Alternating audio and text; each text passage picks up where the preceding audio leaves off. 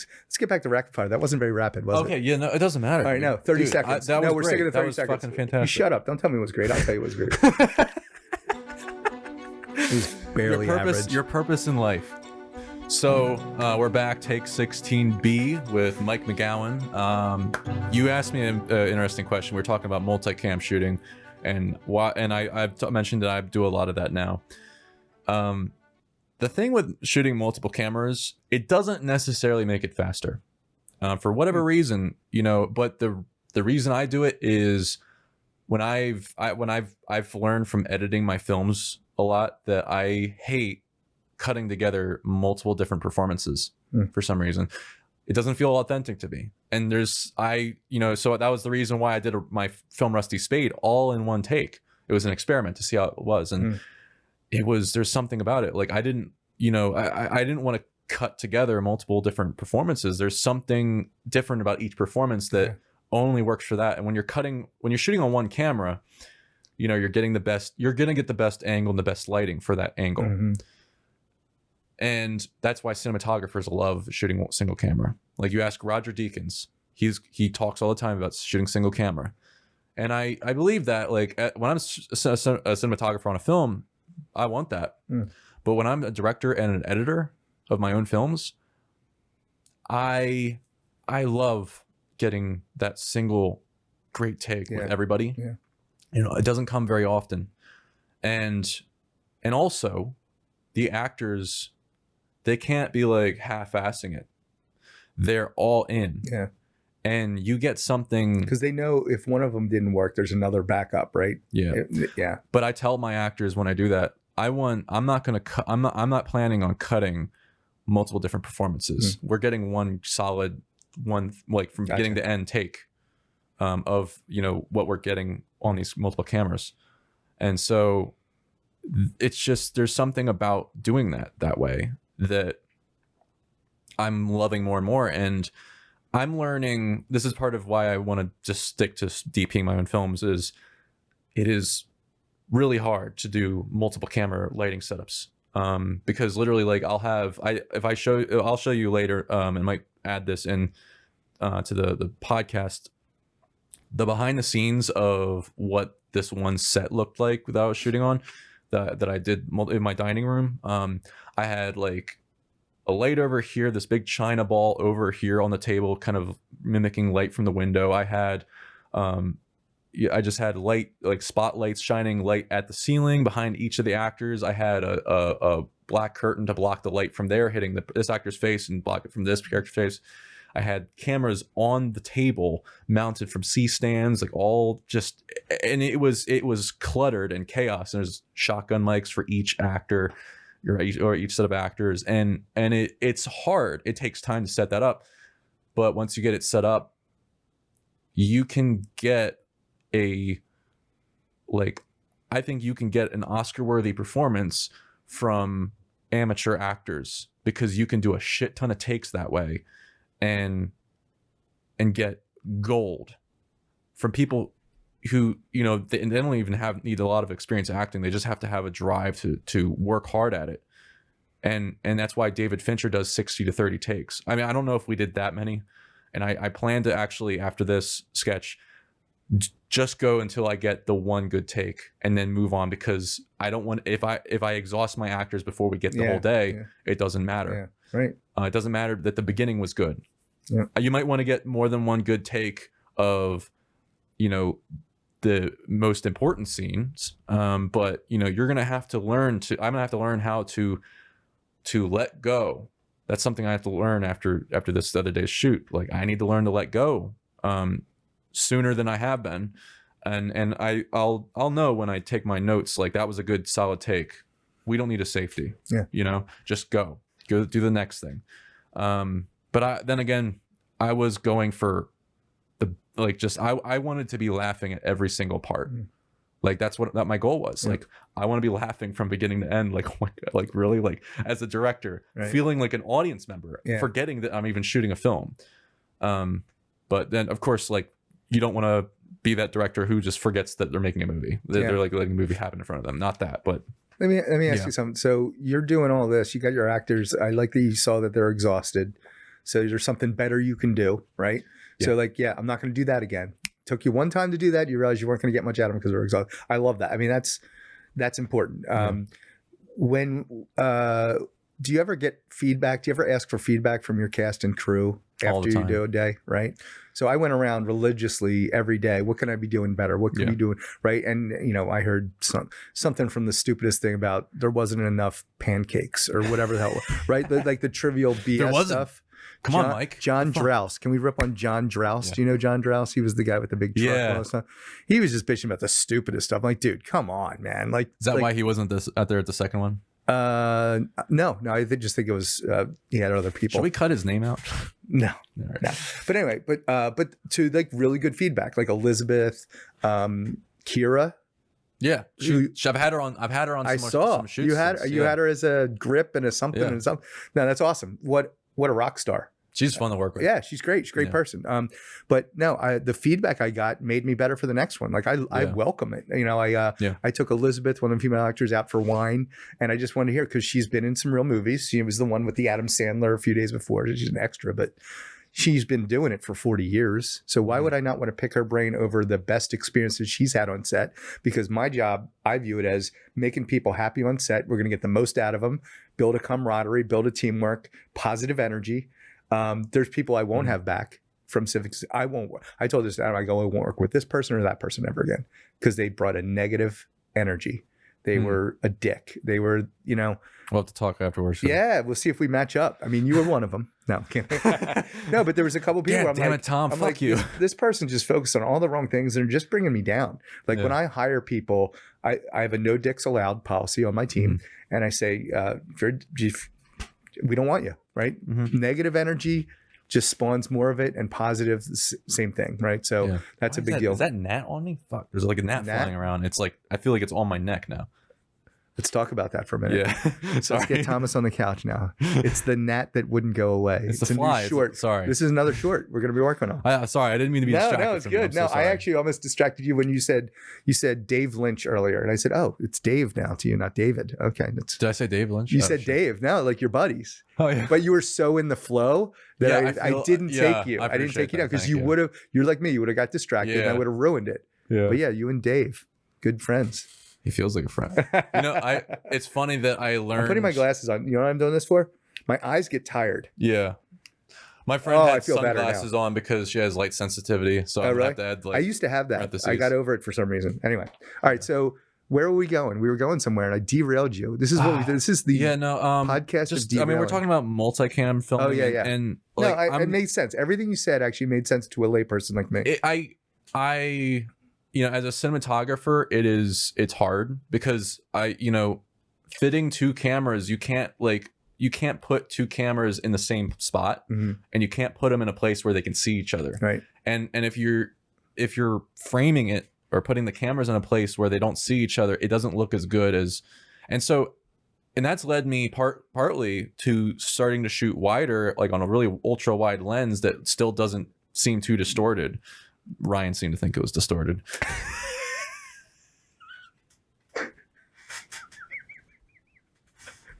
We both feel the same way, right? Because he's so particular. He's so particular, right? He's like, it's making me get horror vibes. Oh I'm like, my God, damn it, funny. Damn it, Ryan. Ryan, I can't wait to watch this with you. I'm sending that clip to him. But shit. he'll look like at every pixel and like you know what? We need people like him. Pixel. It's what makes him great. I always tell him it's what makes you great, but it's gonna hold your ass back, man. You gotta find a balance. He needs a better balance. It's the gestalt thing. It's looking at the whole painting. Yeah. And he's good at that too. Yeah. And it's just not getting caught up in the details. And because you got to think about who are you making the film for? Yeah. And how do you scratch your own itch? Yeah. And I mean his itch is I think he would say he makes the film for him in a lot of cases, and that's okay, right? Yeah. But as a producer, the guy with the money, I can only do so many of those that helps your ego and does what you want to do. Yeah. I actually like the masses to enjoy it. right? I also like the artsy indie film my favorite too. filmmakers are Nolan, Quentin Tarantino, Christopher Nolan, Quentin Tarantino, and Andrei Tarkovsky. Now, Andrei Tarkovsky is a Russian filmmaker. He's different. He's kind of Ryan would probably, you know, he's kind of like a Ryan, but like, or not. I wouldn't say that. When I first saw one of his films for the first time, I was in awe for the first 40 minutes because I was like, this guy's on the level of Kubrick. And then after 40 minutes, I was angry because at that time I thought I knew everything about filmmaking. I thought highly of myself for the fact that I felt like I was really smart because I could pinpoint what the filmmaker was trying to do to me. I could see how they were trying to affect me. I couldn't get a beat on this guy. Right. I couldn't understand. I came to the conclusion he doesn't know what he's doing. I was wrong. Yeah, because I've studied his work for the last few years and read his book. I'm on the second time reading it. I've watched his films at least 3 times, or I'm on the third or fourth time or fifth time. I have no idea. I lost track. Every time it's different, and the reason is he's trying to create a film where the audience has to put in work to interpret it for himself. You just nailed it. Yeah. Because it's not about what he wants you to think; it's about what you want to think. Yeah. And that is the ultimate film, I think, for the soul. It's not the ultimate film for commercial reasons, and that's the reason why I don't know if I'd make movies 100% like him. But it's encouraged me to make movies in a way where I let the audience come to their own conclusions more, and that's for the reason why I lately have not done a film with music, because music in my film Rusty Spade taught me this. When you put music in, you're telling people what to think and feel. That's right. I made that film without and didn't add music because the sound of the woods just killed the gnat. Did you get him? Yep. Nice. It was a very experimental film. There were so many things about it that were very abstract, and I wanted the audience to come to their own conclusions about it just because it was really interesting. And that taught me there's something about that. And I read in Andrei Tarkovsky's book. He thinks the ultimate film is one without music. The best way, but he does use music in his films occasionally, most or all of his films. The way he uses it though is he uses the same piece of music, like sprinkled in as motifs. It's the same piece played at different situations and different periods in the film. And when you listen to a song that you love, it reminds you of how you felt when you first heard it, or other times when you heard it. It brings back those memories. You're not fully conscious of them, but it does. It triggers that. And the way he uses music is it's kind of like like a motif or some he uses, I can't remember what the word is, but it's playing the same piece of music. It's a good piece of music that is very emotional. But when it's played in a different situation, it brings a new meaning to it. Interesting. I love that. But so I don't think I would do that. What's his name again? Andrei Tarkovsky. I'll message Would I know anything? Possibly not. Is it in Russian or? Yes, Russian with subtitles. Okay. But you can go on Criterion Channel. It's like cheaper than Netflix, and it's basically a lot of art films. You'd love it. I see. I like trying new things, so I've never heard of this gentleman. So I'll bet Ryan has. You think? Yeah, I think I talked about it. Because I think there's similarities. He wants you to have your own journey and what it means to you and keep it open-ended a lot, which I kind of like. There's certain areas, like I think about some areas, Sopranos, the end of the Sopranos. You see the Sopranos? I watched up to a point. Open-ended, didn't like it. I needed finality. Yeah. I needed for people to get what was coming to them. Did you watch Breaking Bad? Love that. Perfect ending. Greatest ending ever. Everybody got what they should have got. That's how you make a television show. They wrapped it up perfect. There was not a throwaway episode of that television show. Like a lot of the other good TV shows, there's always like, all right, that was just character development crap. Yeah. That was the greatest show ever in my mind. And the characters that they evolved over time, and God, just seeing them on the screen, I would get in a mood. But they got what it just paid off though. Like they gave them their, I guess the word is arc. It gave them, There was like 10 an emotional different characters conclusion. that had an arc. Yeah. Yeah. Anyway. And I think, the way to, Game of Thrones. That ending killed me, unfortunately. I thought it was because they just ran out of material from the original author who was the genius behind it. But I've recently learned that from hearing from interviews with him, they were just done with it. They wanted their lives back. Yeah. Yeah. And they could have kept going because he could have kept feeding them information. And they should have done that. Yeah. But now, that got so rushed at the end. What a bummer. And I just read an article with Peter Dinklage. Is that it? Dinklage? Doesn't he like Tyrion Lannister? Doesn't he fight for it? Like he believe like what is it? No, he thinks it was the perfect ending because it caught people by off guard and went against the grain. I'm like, nah, easy excuse. It exposes. He told people to move on, but no, we were invested in that show. We liked it, and it went against the grain too much. And by the way, who gave a shit about that guy in the chair and flying over? You know what I mean? Like, I never got invested in that kid. I thought he was a terrible actor, by the way, but I never got invested in him. I was invested in everybody else. Anyway. I mean, it kind of just goes to expose like that he doesn't. Either he's just trying to do it for like not to like offend anybody, not upset the people that worked on it and all that stuff. Yeah, no doubt. I understand that. Yeah, no doubt. We actually had him do a voiceover for one of our commercials at the company I work for now. Really? Pretty cool. Yeah, that's pretty awesome. cool. I actually never saw the final product, but it should be coming out soon. Anyway, cool. All right, so I wanted to ask you. So you covered the multi-film thing. So you like these short comedy things. Somewhat absurd, like a little bit not traditional comedy, right? Is that your thing? Or do you have a thing? And why I ask is I have an idea on short comedies that I want to run by you. Oh, of course, yeah. So they started because I was trying to think of something that would get possibly viral. And I feel like short comedies. Now I love making people laugh if I can. I want people to feel good.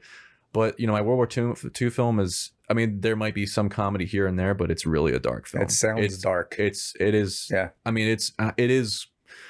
There's a book I read about that kind of makes you realize that good people did do terrible things on the Nazi side. Like they started out good. Yeah. And the bad guy is going to make people. It's my goal with the bad guy in that film is to make people realize that they could potentially be him if something similar happened in this day, in today's day. Yeah. And it's true. Are you finding a lot of correlation with today's day? Yes. You might have to move the thing. What? You have to move the thing, remember? The thing? Oh, yeah. Right? No, because our sign. No, because I was, there's a correlation with what's going on today. So we'll cut this out, but I want to have this conversation. Yeah. So here is this is where we start. All right, this is it. Here's my thought for you. So I like making people laugh too. You do. That's why I asked about the shorts you've done. Yeah. Are there comedy festivals? Are there short? I know you could go to a short festival that has different categories.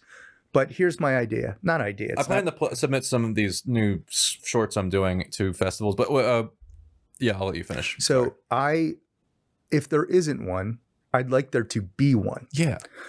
I'd like to create it. Yeah. Right? Yeah. Watching the whole film freeway to all the festivals and how it works. Right? It's not a huge money maker. Go for it. But what? It is a business. I know it's a business. You apply. It's like $25 for this one, $50 for that one. You got to put it in there. But it's easy. You set up a site. They load their thing up. They pay $25. They're in, right? I want to be able to, what I get out of it is I get a bunch of short, funny filmmakers. Maybe there's some features, maybe not. It's just comedy, right? Because I think the world needs more of that now. It's such a dark place, right? That's why I'm trying to just improve lives one at a time, but I want to do it in more scale.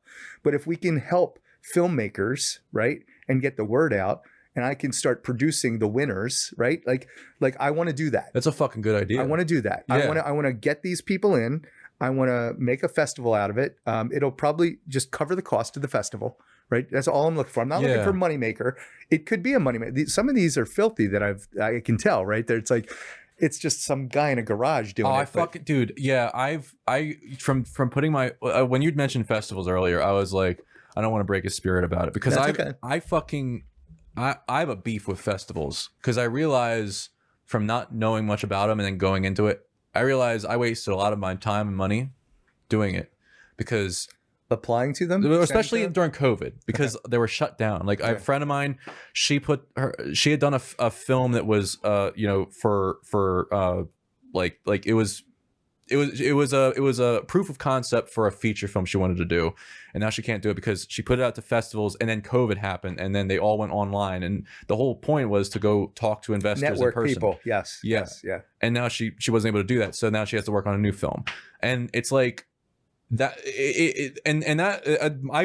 That was my first experience with festivals, with doing that, and so I have the only festivals I'm going to put it to are the ones where I really think that it's going to do something, and I'm going to meet somebody there, or something interesting is going to happen, or I'm going to meet distributors. You know, has to start somewhere, though, right? Yeah. So the comedy. Think about, you are one of the board members for this comedy festival that doesn't exist yet, right? Yeah. There's other people in the industry, to do it right. Like, what would a festival look like, right? That's a good question. You got to be in person. You got to have it. I like the idea of a good location. Done the right way. There's a bunch of stuff going on. I've done the Philadelphia Film Festival a few times. Not bad, but Sundance and all. Like, you want to have a destination place that people want to go, because I know if you applied and you got in, I don't know, Austin, Texas, or New Orleans, or like a fun city, you'd probably go if you got nomination. But I wanted to do the right thing. I want to allow the filmmaker to get access to people with the funds to help them grow, right? I want to help distribute funny stuff.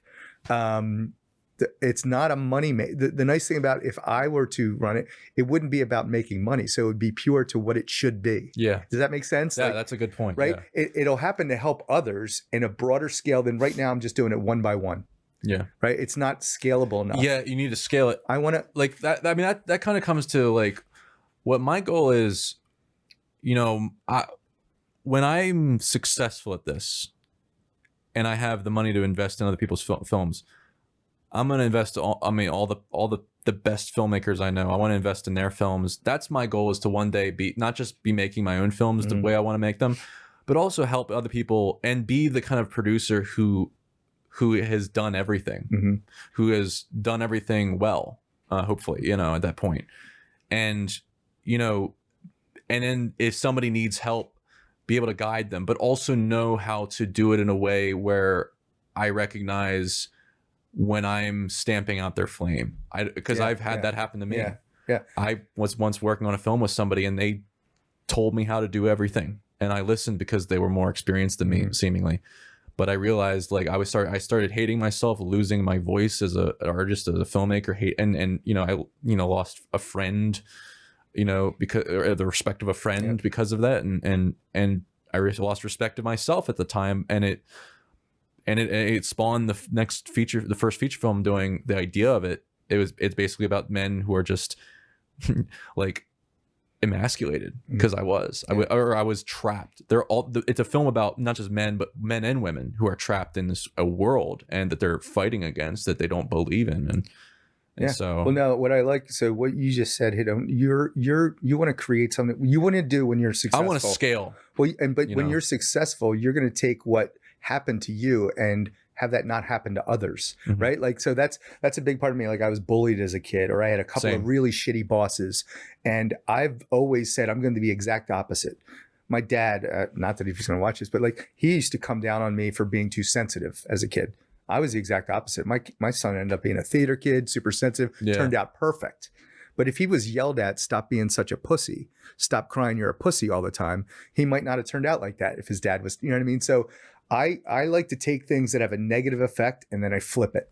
Right. I am not falling into the trap of what other people become. If somebody says something racist to me, I'm going to flip it. I'm going to turn that around. Right. Exactly. So like, I learn, and it sounds like you now have a good sense of, you don't want somebody to have that happen to them. So you're going to provide that outlet so it doesn't have to happen. Right? One of my favorite books is The Tao Te Ching. Okay. And it kind of sounds like what we're talking about. Like, that book is something that's inspired me. Like, I listen to it every day on the audiobook. I just re-listen to it all the time. It's like an hour and a half. And I could send it to you, the MP3 file. I wish I would say I'd listen to it. I'd like to. The thing is, it might be now that I'm a podcast. You let it soak in. if it's something I can listen to in the car, I think I would do it because I really enjoyed the podcast driving here. But anyway, you might like other than XM satellite 80s new wave music, which is my staple. The thing is, the way it works is each little like minute or so of it is like a repetition of an idea that it presents to you, and it brings, the thing is, each of those brings you closer to a feeling of inner bliss, inner zen. And the same thing of, like earlier you mentioned, not caring what other people think, or not caring about, you know, whether people, there's a part of me that, I hear people talk about, okay, what matter. I ask people what matters most to them. That's one of the last questions I ask people, or the last question, because it's such a deep question. It gets a lot of interesting answers. But they a lot of times talk about being remembered, and honestly, it's not that important to me to be remembered. It used to be. I'd like to be, become a famous, successful filmmaker, but now it's more so I can scale and grow and continue to do this and have fun with this and live my best life, but also help other people, make their films and pursue the same path. And then, and also, with the podcast, help teach people, this is what, this is how I did, this is what did and didn't work, but you don't have to listen to me. It's, it's what you want to do. But I want to, like, I want to be understood more than I want to be revered. At the end of the day, it's like what Marcus Aurelius says in my other favorite book, Meditations, he wrote, which is a war journal he wrote when in some of the most troubling times of his life, when he was the warrior, he was the philosopher king of Rome in like 100 something BC. And he was just constantly bombarded with all these political things and had the weight of the world, the literal weight of the world on his shoulders. And he never wanted to be, a philosopher, but it was brought onto him. He never thought he was going to be he was never raised that way until like later in his childhood, I think. And, he wrote this to console himself and never meant to publish it, but it ended up becoming this big hit because it just, and when I read it for the first time, it just soothed my soul. Same with the Tao Te Ching. He mentions applause is just clapping of tongues, applause is just clapping of hands, and praise is clapping of tongues.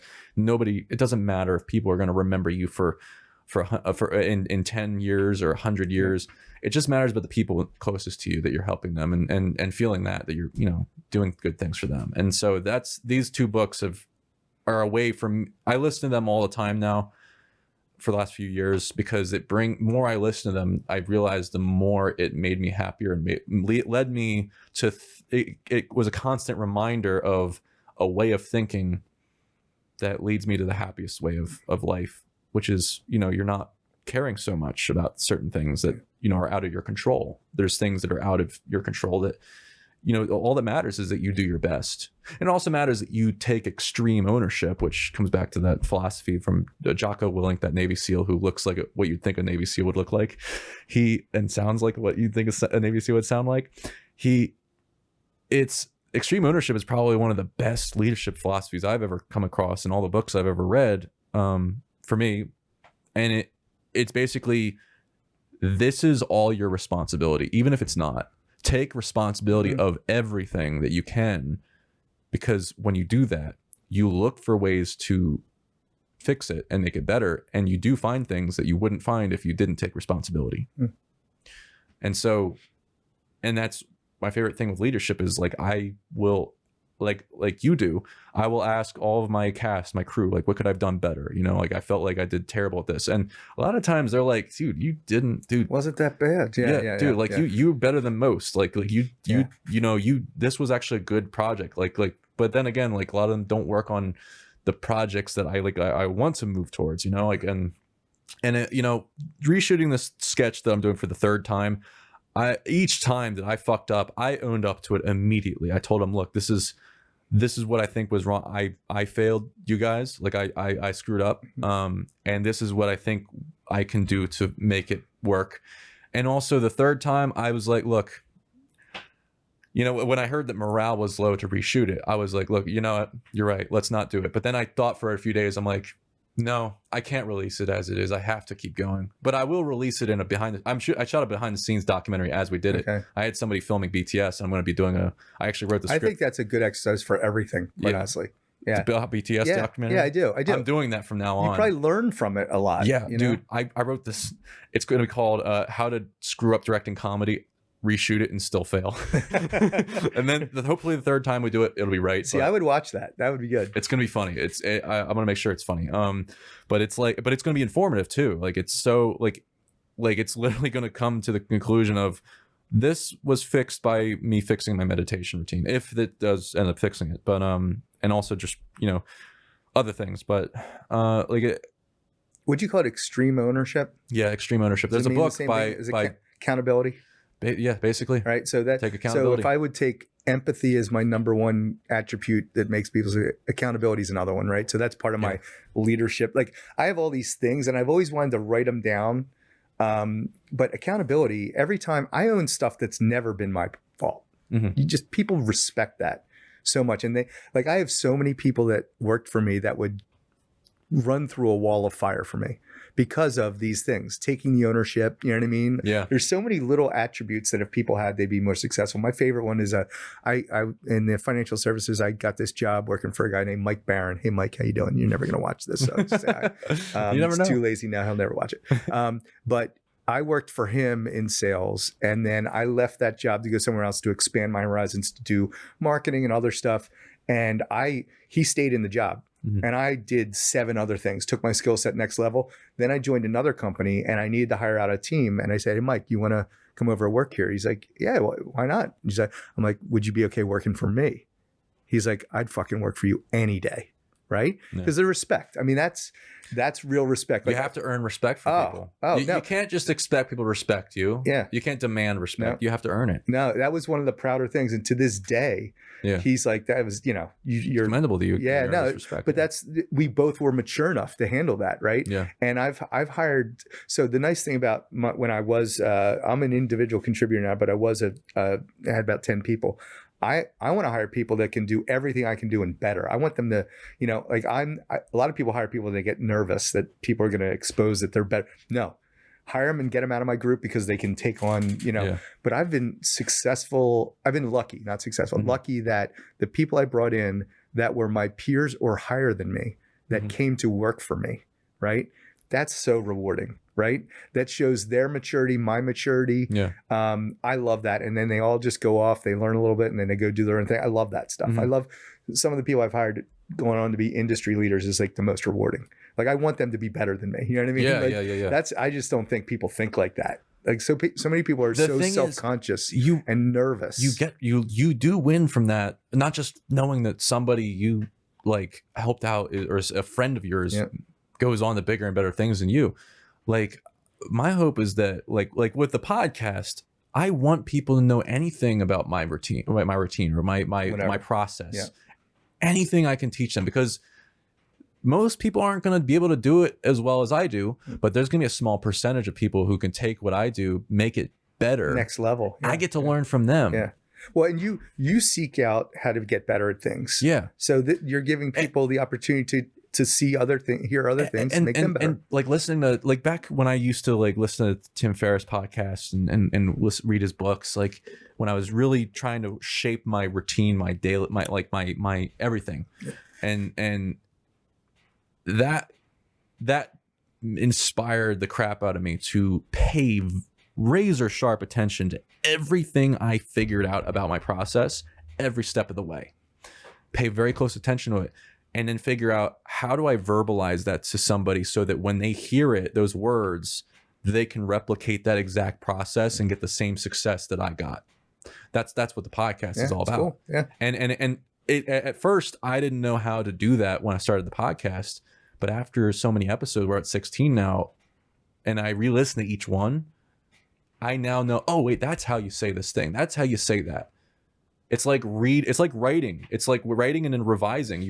When you write something, you brain vomit. You write a shitty first draft. You make it really terrible. That's good. And then you reread it after a day. You've sobered up from it. Yeah. And you reread it and you reread it completely. And then you're like, I can, little tweaks. that's good. This sucks. Yeah. These are the things I want to rewrite it based around. But I wouldn't know them if I didn't write that. Like that script, that 400-page manuscript, I reread it, reread most of it, hated it. Nothing was usable. I couldn't rewrite that. But because I wrote that, I remember loosely, this comes back to distance. I remember what I thought I was writing, because when I was writing through it, what I thought I was writing is still in my head. Yeah. And you just didn't get it out the right way. New Year's in 2021, I had the idea on how to make it into a 12-part series, and I then spent 9 months developing it. And that outline, I just got to reorganize it, but it's all finished. Gotcha. And it's going to be the thing. It's going to be my big Hail Mary project. Okay. It's either going to be a 12-part miniseries, or it's going to be like a 4-hour epic or a, several-hour epic broken into 2 parts, like Kill Bill. That's like the. And then I recently had but I was like kind of like the World War II film was like, this is going to be something that's going to be hard to top, and because it's like there's so many interwoven complex characters to it, and like a small example of that is like my sketches, where each character like kind of has their payoff and a flaw that they're fighting against through the story, by means of the story that they're engaged in and that the audience is engaged in with them. That applies to all 12 characters throughout, and then each episode also has a mini backstory of each character for that 12-part thing. And it's one of the hardest projects I've ever put together, but it's like one of those things that if you can just pull it off, people are gonna be like, dude, how the fuck did you do that? That's cool. Like, and it's like Inception. Like, people watch that and they're like, how the fuck you did that?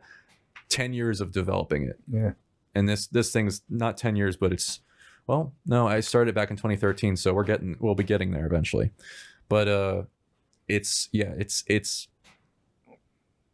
was I going with that? No, we're the same. Yeah. I'm trying. This is really hard for me to do this because I like to be the talker. I think I'd like to hear my own thoughts out loud or something. No, but this has been really good for me to let you riff and go and talk. No, it really has. Yeah. It's freaking challenging as hell. I can't tell you how hard this has been to just sit here and not speak and listen.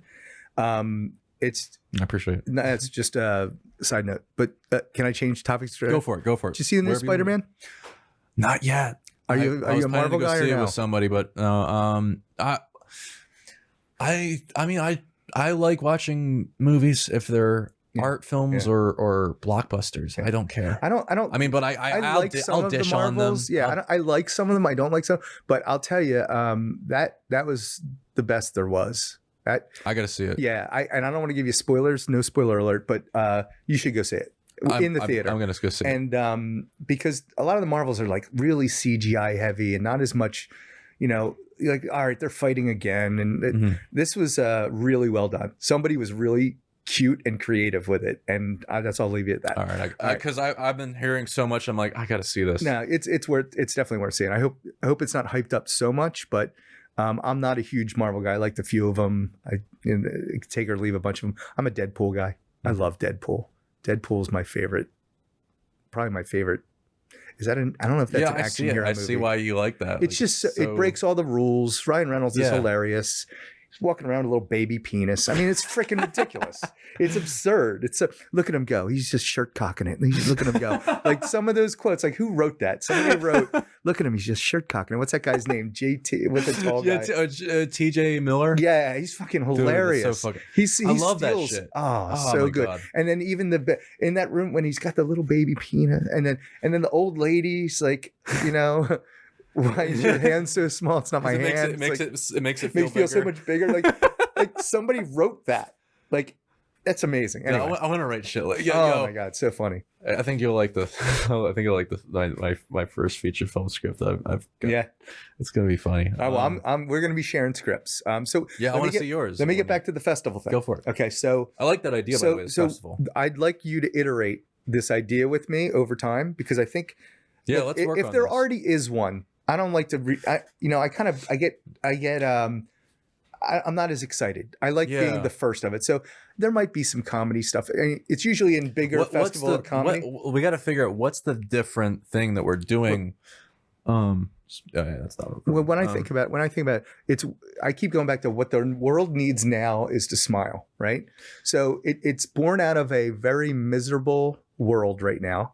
Everybody's at each other's throats. So we create this festival to put the smile back on people's faces, focused on comedy. It might that's the mission something statement, that utilizes social, like something where we're gonna have a festival for it, and the best stuff we're gonna put to a social media and YouTube and put it out there. Yeah. No, like we promise you as the filmmaker, we're gonna get you on all these platforms, right? Yeah. There's ways you can pay for social media influencers to like promote it. You can offer that because you pay the social media. I didn't realize that, but you can pay the social media influencer, somebody who's got 1 million followers. You pay them to plug and show one of your things, but you just pay it, right? So for $2,000, I could pay a social media that all 1 million other people are going to see this thing. That's a big deal, right? Yeah. Your cop, what's the name of your cop one? Non-committal cop, yeah. Yeah, non-committal cop, right? If you knew you could pay $5,000 to get 1 million people to watch how do you that, do it? Like if I knew. There's agencies that do it for you. Oh, yeah, no, it's crazy. I never knew that, right? So if I got trapped if I really in believed Facebook in something, ads. I did a little bit of that. Yeah. I tell you, I got a lot of hits. But I don't know if they're real hits. I don't know what they are, but it's pretty cool the analytics you get. Like only somebody in Sweden watched this. But no, the Facebook ads. I'll tell you, they for the price they worked for me because it was like $8, and I got all these views. Right. I don't know how great the views are or not, but it just felt good. Right. It felt good to see the number because you could say, well, this thing got 1,000 views. Your Lego thing got 1,000 views. That's a big deal. Yeah. That's not an insignificant number. I posted it to Reddit or I posted it to a bunch of different places. Right. Well, and that's a niche one. So if you ever want anything to viral, you got to find like Lego and Lego animation. You're going to, my friend that does a podcast, they want me to, that'll be my second podcast. It's called What's Wrong With You? So they interview interesting people that are a little bit off base, and they just probe their questions, like, "What's wrong with you?" That's probably the most asked question to me that I get. Dude, what's wrong with you? Right? Because I just do random weird stuff, right? And I just don't care what people think of it. So anyway, so they did a thing on pro wrestling. It was the first ever pro wrestling videotaped event. There wasn't even ring ropes. It was in like this field. And it was like mostly headlocks. It was like the most boring thing ever. They got so many people watching it because wrestling is like a niche thing, a cult thing, right? Harry Potter, like, you know, like Legos is a niche. Absolutely. Like people love it, right? So you got to know what people are looking up and searching, the keywords. Yeah. So anyway, but the comedy festival, like, I want to do it. The mission statement's to put a smile on people's faces. What I'll do the initial research, but what I was going to offer here is that, you know, you've got filmmakers watching this, you know, all 49 of them. Yeah. I'll big number. Know. It's a bit 50 if you count me individually in a group chat. No, but hey, bring it. And we're going to give, so we won $500. The Baltimore one, $500, nothing, right? So I'd love to get 20 to 50 different pieces of content in. We can put them into categories. And I'd love to give them a nice $1,000 reward, $1,500 reward, $2,000, something that's meaningful for them. They'll buy the next lens that they need or whatever it is. Yeah. They get the laurel, right? That shows recognition of something that was reviewed. And I think they win, I win. And then the goal would be we network, we meet other people in the industry. And we also build a platform. Yeah. And that platform that we can then use to distribute our own work. We won't know what it's going to become until we do it. I know. Yeah. Right. That's the fun part, right? Like I have a general sense, but it's going to go a different direction and it's going to be awesome. Like I didn't know, like I still don't know what this podcast is. Nobody does. That's why all 49 of us watch intently. The real reason is, you know, aside from what it could become, is what I get to do here, sitting talking with someone like yourself. Like a lot of this stuff I wouldn't have known if I didn't sit down and talk with you. This is one-on-one networking. You've done it now 15 times, right? Yeah. Well, 14, well, 16. 15, because one's you. One's just you. Two of them. You can't network yourself. 14, yeah. I know you want to. Hey, Tom, how are you? What's your But look, your experience you build with a network of filmmakers. It starts as comedy, but everybody does different things. But I want to do that. So I just want to make sure that there's nothing like that. That's specific. I know you can do a comedy in any festival, and I don't know if it's short. Like you could have dark comedy short, you could have regular comedy short. I say who cares about what specifically we're doing that anybody can replicate. Let's do it our way. Yeah. Okay. Yeah. The reason why it's called it's got my name on the podcast. I didn't know where it was going to go, at the start. Right. And for years, I was like, I want to do a podcast. And then what got me to do it was just to name it after me. Eventually, I came up with the name Tom Profit Take. It was originally started as Tom Profit Podcast, which is a shitty name, but I think it's really ingenious. It got me started, but it gets you started. Yeah. We make the festival something to, with the goal, like you said, make people laugh, and to, create a platform and with the goals that we can think of at the moment. Yeah. There's a book called Rework, and it basically redefines business as business plans are just best guesses. Yeah. Absolutely. And it's better to come up with the best plan you can and get started, and then learn from starting, and then you got to do it. People get paralyzed by never doing it. Yeah. I'm big on doing it, right? So so I write business plans as part of my job, and to me this would be a 3-page business plan of what we think it's going to be, right? And just let it run, right? And we think I think about unifying the world through comedy. I think about these buzz phrases that would be good, right? And then just let it roll.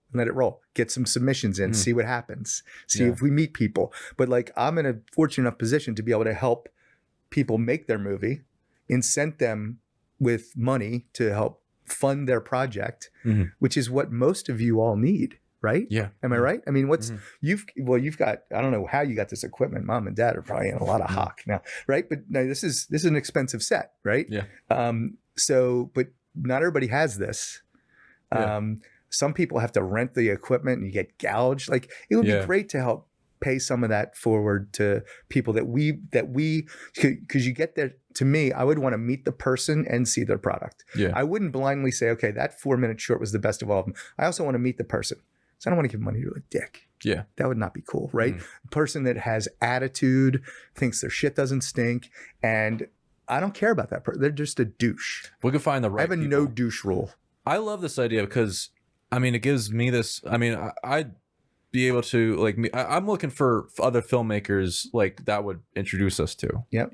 I have thought before about the idea of one day maybe doing a festival, as for the same fucking reason you're talking about, is a way to meet the people. You get your own festival as opposed to having to go to it's Sundance not just or whatever. To create a business and make money from it, but you're getting to network. You're meeting these filmmakers and you're seeing their work and like. And by the way, I love doing special events as my first job. Exton Square Mall, special events coordinator. Hired Santa, Easter Bunny. 19 years old, I'm interviewing Easter bunnies. That was awesome. But no, that's fun because then the actual event of the festival is I love that. There's nothing like after an event, seeing it was successful. You were at our small event. I didn't put much of anything into that other than Saloon Girl. It was a good event. People showed up. I was so nervous building up to that nobody was going to show up. You did great, man. No, we packed the house. They made money. We got the word out. We lost money. How funny is that? Now, I miscalculated the events I mentioned the Michael Barkan Foundation, but that's pretty well off. People go to that, right? Because it's like $100 a head, but you're also getting a hobnob with celebrities and feel like a elitist for a night. That wasn't who we invited to our thing, right? We had starving artists, people that are so like they're not going to go deep pocket and like. So we lost money, but it was, I wouldn't have changed it. It was awesome. Yeah. But I love doing events. So putting on a festival to me would be fun. Yeah. The thing is, like, my feature film I want to do is I want to have an event like that. I want to be able to throw like a premiere.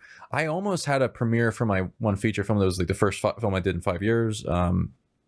I almost had a premiere for it, and then within a few weeks of it happening, COVID hit. And that was, like we had dragged our feet about planning it, and then we finally got it done, and then 3 months ahead of time, and we planned it 3 months out, and then date came around, COVID hit, and so we had to cancel it, and then the venue actually closed since then, so which is sad. They were really nice people, but that, like, I feel like I missed out on that, and I planned to do that for my first feature film, but were you going to premiere? What were your? I want to. Which were you going to do that closed down with COVID? You said you were going to do Feeding the Fire. Okay. It's a romantic drama about a guy trying to break out of the friend zone. Yeah, I watched I think I watched the trailer only of that one. Yeah. Okay. Yeah. I'm intrigued by that one. That's why I was doing a lot of this morning. I'm like, I'm coming back to this one because I'm a friend zone guy, man. I've lived in the friend zone. Yeah. It's a rough place to be. You know what, though? That film, this is the beauty of making films for me is I made that film because I had pitched this, like I told, like some people like well, at the time when I was like, I wasn't as passionate about things as I am now. I've gotten more passionate about things as I continue making films. I'll be more passionate in 5 years than I was 5 years ago, or now or today, I mean, but that back then, we'll get the passion. That was one of the things to talk about. When I did that film, the thing that was most searing to me at the time was this woman I met like at like a restaurant or something, and Chuck E. Cheese and Applebee's. No, like it was actually, it's like 5 minutes from here. But it's basically like I got, like, I ended up having a crush on her, and she ended up getting back with her ex before I could, and so, and then I had to work with her for a while. Then we both left the place, and then started talking with her, thinking that, something seems different. I think she's like not seeing it, but turned out later I found out she was still. And I don't know. It was just something to, I mean, it was just that, and that became like a basis to inspiration to do something else on, and kind of base it off of loosely. And it was basically, this guy who's friends with this woman, is he's trapped by the fear, and the feeding the fire, the whole meaning of that, which kind of, it comes to the whole thing of titles that don't make any sense to people, or people were always usually wrong about what I'm really meant about it, which is typical. It's when you're doing it was like the first poetic title I've ever done. Okay. But it basically was, he had to feed the fire that would break him through his fear. The passion was the fire. Okay. So the whole film was about him building up the need to break through. And at the time I was trying to build up the passion to get out of the paralysis of analysis of making films, and doing it. It was just by doing it. Yeah. It was by acting, or I mean, like you're engaging in action, you have to do it. Yeah. It's so simple yet so hard. If you want to make films, make films. Yeah. Don't go to fucking film school, spend thousands of dollars just to have a bunch of ideas that aren't. What marker we, Johnny? This is my buddy Johnny. I'm going to tell you about in a minute. Yeah. He'll love this, but yeah. I'll let you know. Right? Yeah, I'll let you know. I'll let you know, like when in the timestamps. So you do? Yeah. But and at the time, because I made that film and I got over the paralysis of making films, and also just, I made a film where I'm supposed to have an on-screen kiss. I'm basically saying all this, rehearsing all this, talking about all these ideas, and been in that headspace of, you need to just break out of it. This person who I crushed on for years, I didn't say anything to. I told her, I just came out and told her, like, this is I mean, I told her. Hard to do, man. And I haven't been stopped being friends with her. But yeah, but that was the most freeing thing in the world. Yeah, you have to do it, man. And I'm with you. Ever since, whenever I have feelings for somebody, I let them know. Yeah. And I have to tell them. Yeah. And in order to continue to being honest with them, being honest with myself, I can't, if I get trapped in my feelings for somebody, thinking in my head, what if I end up becoming like, I start to hate myself because I can't, I'm trapped by this thing. And what I'm trapped by is my own fear. Yeah. Now I do it in a way where I don't want to make the person uncomfortable. That's right. Yeah. That's important. You like the person, right? Yeah. I just have to let you know this. Yeah. And honestly, part of it is to say it so that, you can give me a yes or no, and then I can move on with my life. Because I learned from that, like that was something that I struggled with for years, through elementary school, through high school, all those years. I would like someone and think, why can't I get with them? Because you're not fucking saying anything. You don't do anything. You just, have feelings, and it's then fear. I had the same thing. You're trying not to have them know. So I just had an Anchorman moment. I don't know if you're a fan of Anchorman series, but as you were saying, you just got to he says it's one scene, I'm just going to throw this out there. You could throw it back. Do you remember this scene poolside? I'm just going to throw this out there. You could throw it back. You could take it, whatever you want to do. I want to be on you, right? That was the scene. That was just right. That was such a classic. I'm just gonna throw it out there. Okay. Anyway, no, but that's a tough thing to do. I'm actually, I'm in a great, fear. I wish I had no fear like I do now back in high school. Mm-hmm. I mean, I was paralyzed by fear of girls and asking them, and I would write them notes and I would throw it away. Oh, I can't do, the fear of rejection was huge. But now I don't have it. So I do say what I'm thinking at all times, which is nice. Anyway, all right. So I have an idea for right now. You ready? Yes. Rapid fire. You've got questions. I've got little to no answers, but I'm going to try. But you have questions. Let's do a rapid fire round. Not the meaningful one, not the what makes a great film, and not what do you want to be not remembered for, but what was the one you were saying? It's at the end you like to ask people. Deep rapid fire questions. You want to do that right now? Yes. Also, how long? And then you. How much longer do you want to do this? It's up to you. I can go for as long as you want. All right, we're just going to go until we exhaust ourselves. Go for it. Yeah. All right, I'm going to pull up my questions. I might hit you with some. All right. So wait, let me get my list out here. Let's see here. First thing I wrote down was DP. I wanted to make sure that I got out there that you just got to stop. He said DP just twice. I thought you were going to say it more by now. Would you like to explain to your audience? It's director of photography. Okay, so not double penetration. DOP. We'll just call it DOP from now. That you should.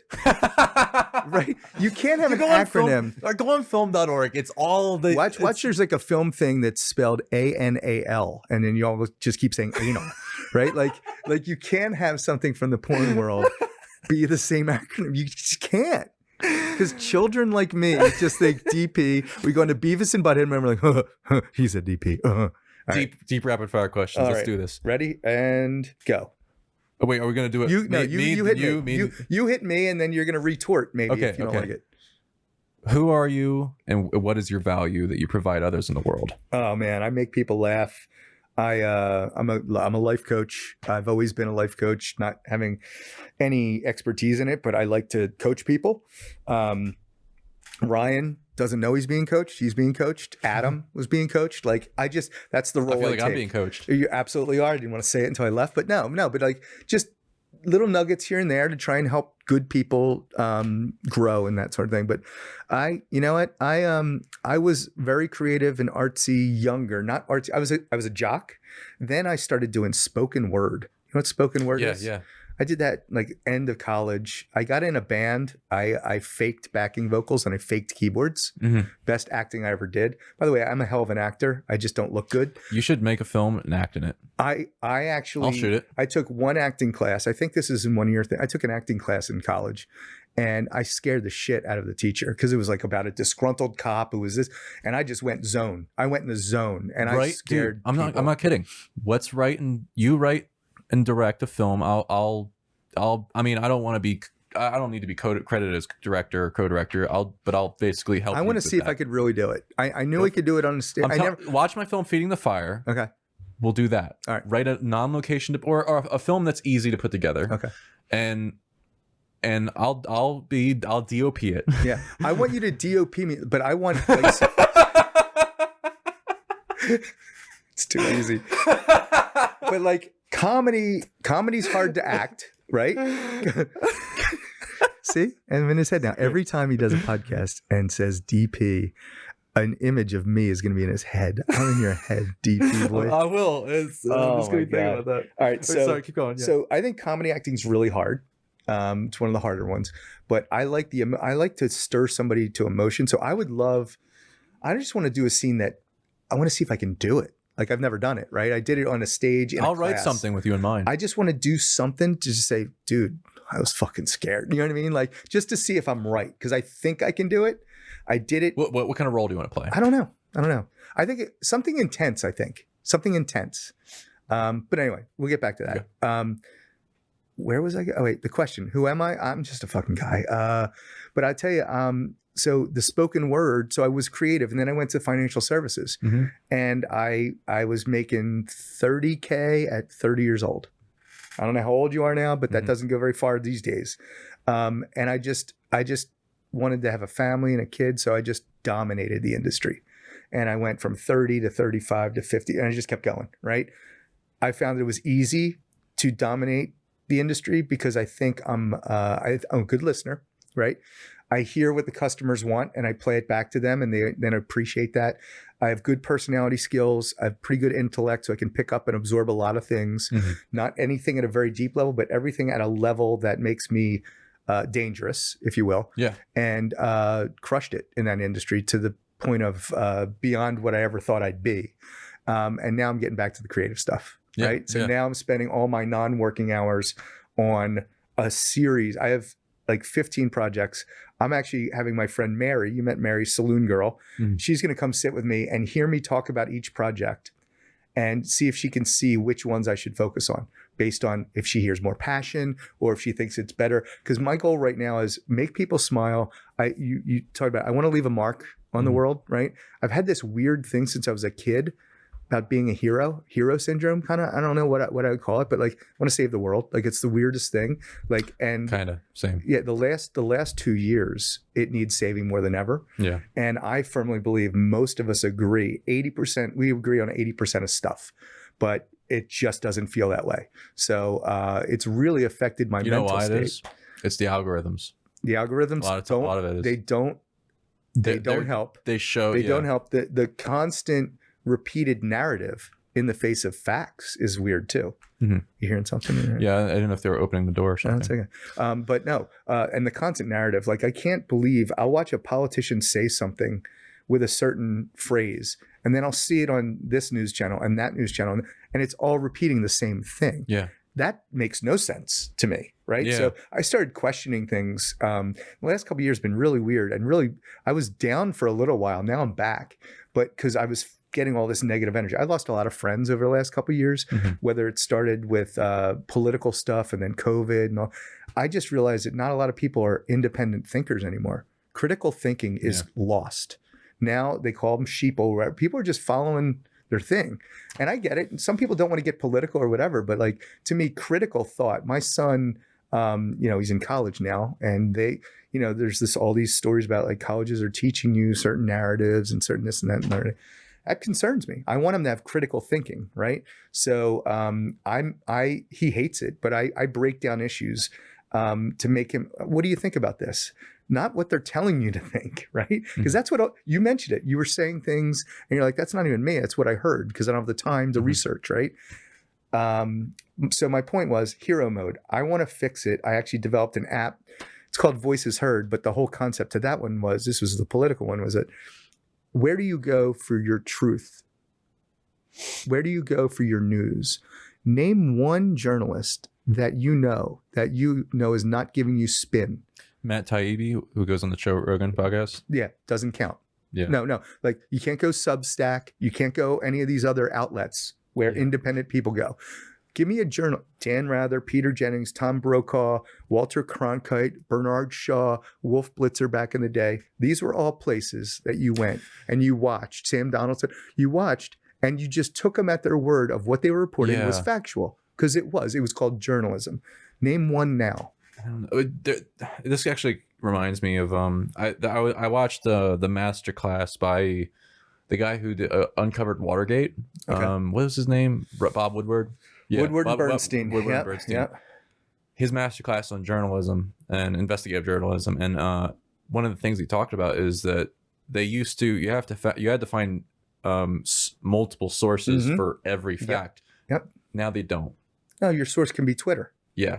A guy on Twitter. No, it's embarrassing. Yeah. Yeah. And like, it's because they're trying to compete with social media. Yeah. Like, I think if they just went, what if there was a way to go back to the old way and create a media platform, a news agency or whatever, in modern day that is built the way that they should have been. They should be, or they had been in the past when it worked. You know, facts let you determine kind of what you think of it, right? Yeah. But facts. So anyway, start with that. So the app is called Voices Heard, and basically it's issues of the day. So what are the top issues of today? You got COVID, vaccines, inflation, build back better, right? I don't know how the buzz of the day. You go there and there's curated articles of all ilks that are telling you the facts. What you're going to mark this one down at your timestamp. I'll re-listen to this and write in the last couple of years, you're hearing the word existential threat. That's 2 words, actually. Existential threat a lot, right? Everything's an existential threat to put fear in people's minds, right? So the one I'm going to tell you right now that's going to be 2022 is voting. Disenfranchisement, Voting Rights Act. So the whole narrative keeps changing. It was the green energy. That one died now. They're going to put that one away. We're going to go voting, right? We're going to go vaccines. We're going to go so they pick this narrative, they, meaning whoever the global is, and they just hammer it. You watch this. 2 months from now, everybody's going to be talking about voting rights. Just mark it down. I know because there's strategists already saying that here's what we're going to do. And it's meant to divide people. It's meant to raise money on the fringes. Pro and con, both places benefit. We're going to raise money to fight it. We're going to raise money. But everything's an existential threat to our democracy. How many times have you heard that? Right? It's insane. It's insane. How hard is it for you to vote? Not very hard. Right? How hard is it for anybody to vote? Not very hard. Maybe easier to cheat than ever. Yeah. Maybe. But what's existential about voting rights right now? So not to get political, you're supposed to do the thing. But so it curates art because I'm independent. Well, this is what makes it better. I'm independent, right? So I go where the facts are and I formulate my own opinions. I go to about 10 different sources. This is a new thing for me because of the way the world got divided. So I'm passionate about it because it doesn't need to be like that. And we're all losing friends and we're all losing family members. I know multiple people that won't talk to their family because of whatever is Trump or vaccine or whatever, right? It's insane. It's insane. Family, right? That's supposed to be the one you never get. So curated articles, you read about it, okay? You decide your own opinion. Then it actually goes to the next page and says, see what your politicians are saying. So your local and your national, they're right up on what they think about it. Now I get to decide how I want to vote or how I want them to vote. In the old days, it was representative democracy, right? You hire a representative that go votes on the behalf of your district. Sounds right. They don't do town halls anymore. They don't come ask us, right? But this way, there's an app that creates, so vaccine mandates, do they work, right? Don't know, right? But everybody votes in the district, okay? Then it shows you how all your other peers voted. It shows you how the local representatives voted, and it scores the local representatives' vote when they do it in Congress against what their people did, right? So, because politicians are just voting with special interests and all that. So now you're giving a scorecard of how often that representative of your district is voting for or against what the people want. And it makes them accountable for the first time. They're not accountable right now. So I developed this whole app. It turned out great. It was, again, it was a $5, maybe $200. I'll show it to you after the thing. But to me, it's educate people so they're not just repeating the narrative. Let them formulate an opinion, let it be curated independently. The hardest thing is going to be an independent writer. Like you couldn't name a journalist. Who was the guy you named? Matt Taibbi. Okay, so somebody that you think is down the middle, just reporting facts, right? Yeah. I want the Matt Taibbi's to write it up. I don't want any bias in there. And you can smell bias when you read. I read these articles. I'm like, oh my God, this is the most biased article ever. Anyway, so what got me on that? I have no idea. We were on rapid fire questions. We led down. Passion. Did you want to go back to hero mode? I can make a change. If I get this app made, I have a couple of politicians that are going to be on board as beta testers. Yeah. That can make a real change in the mindset of people to get back to, because critical thinking is gone. It's gone. Yeah. And it's hurt. And people just come off stupid. Like they're not thinking for themselves. So I'm trying to reverse that trend. Yeah. So that's my last, what am I passionate about? I also want to be happy day to day. So I found this other thing. I sat with myself to say, what makes me happy? Right? Bunch of different things. I like to go out and talk to people, so I'm doing that. I miss relationships. I haven't dated in forever by choice, but I don't miss the sexual stuff or anything. I miss going on dates and just having fun and laughing and maybe holding hands and snuggling on the couch. I don't require anything else, right? So you don't necessarily have to be in love or dating somebody to do that. I've actually hired a cuddler. I've heard about those. Twice. Really? Twice. What's that like? I realized through a therapy that I need human touch. Yeah. Was it the 5 love languages? Yes. Yeah. While touch might not be my top, it's important to my mental health. I went to a therapist, said, try massage. It was a game changer. Having somebody just kind of, wow. I could feel the energy. I felt better. Human touch. I wasn't in a hugging household, kissing household. Yeah. I don't remember if I've ever hugged my mom or dad.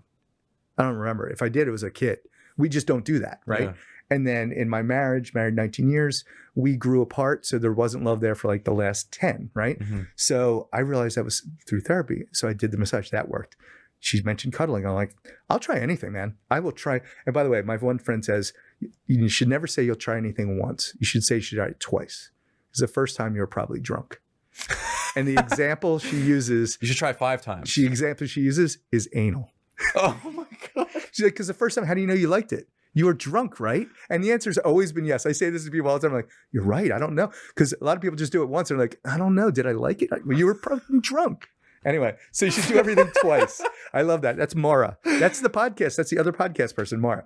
So try everything twice because the first time you're probably drunk. Anyway, so, human touch cuddling. I paid for it. Cuddle Comfort's the name of the app.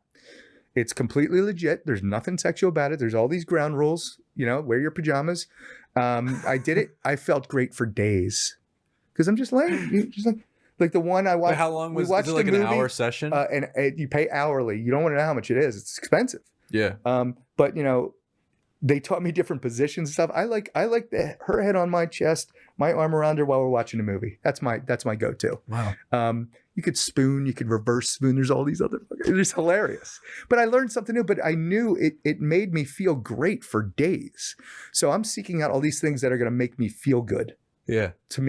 This makes me feel good. Oh, cool. Helping people makes me feel. This is me separate. Helping people makes me feel good, right?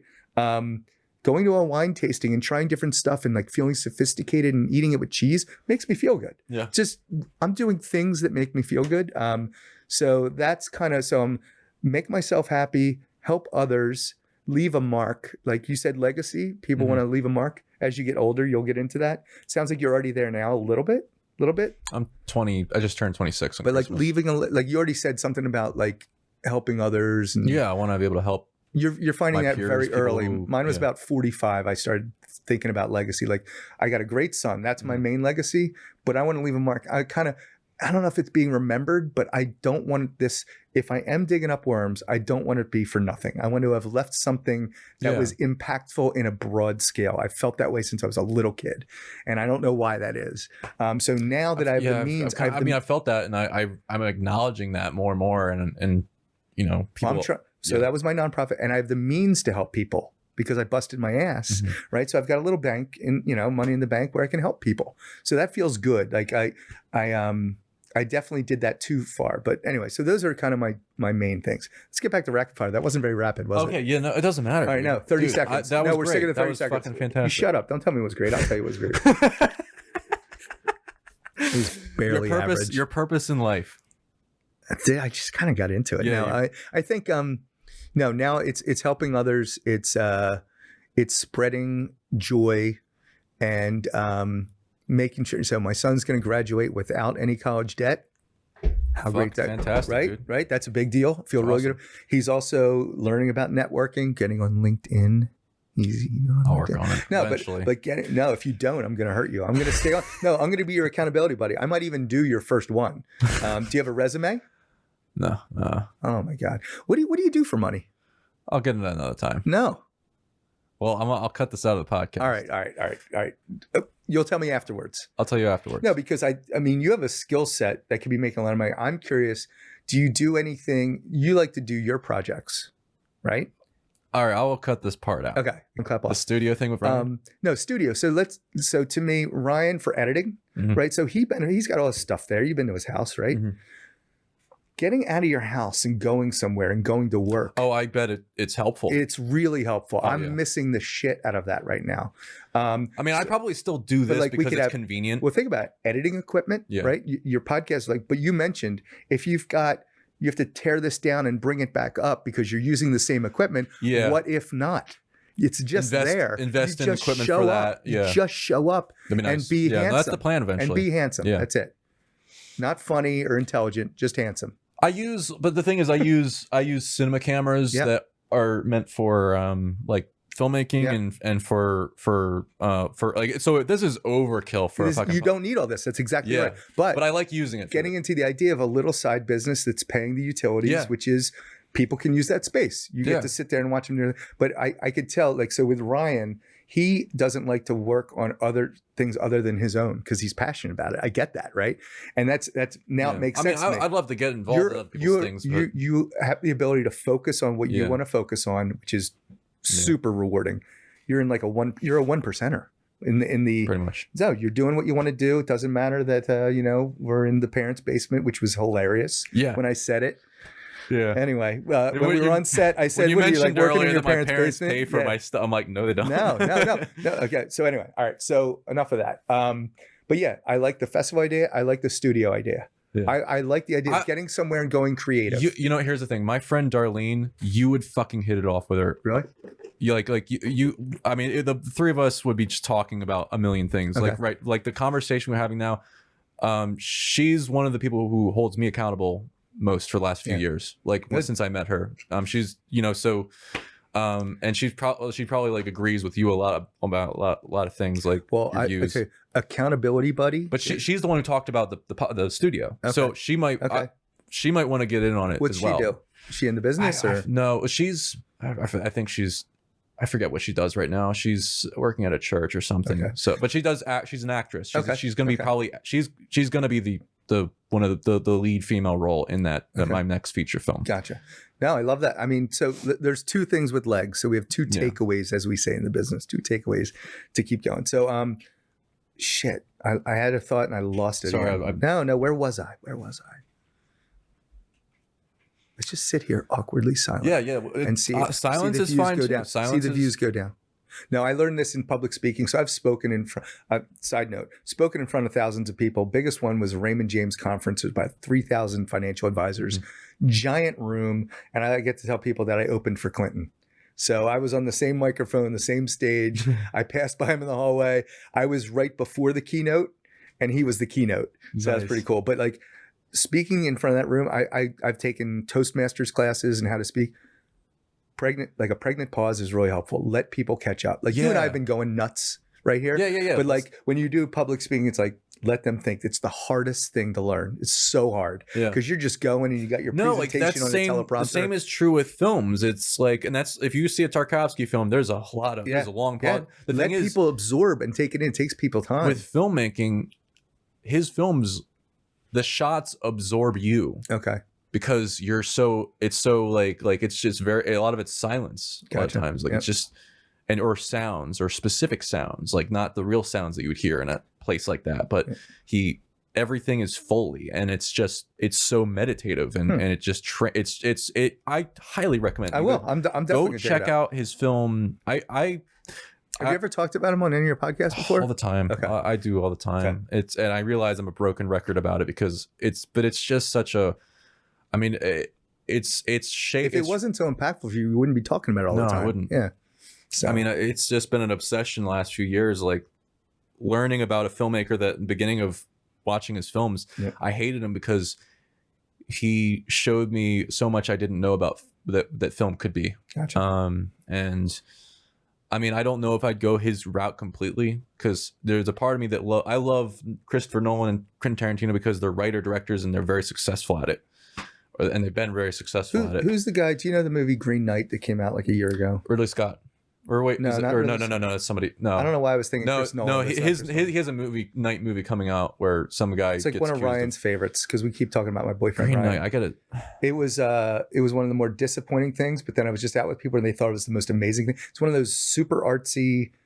I just didn't get it. I think and Ryan was disappointed with it, and he loves this director. Anyway. I just wanted to see if I gotta you saw see it. I gotta, yeah. I don't know if you want to see it.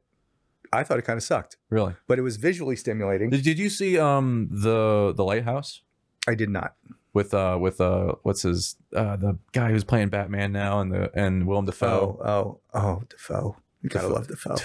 Yeah, the great movie. I mean that movie kind of one of the things that was really cool about it, and this is just a tangent.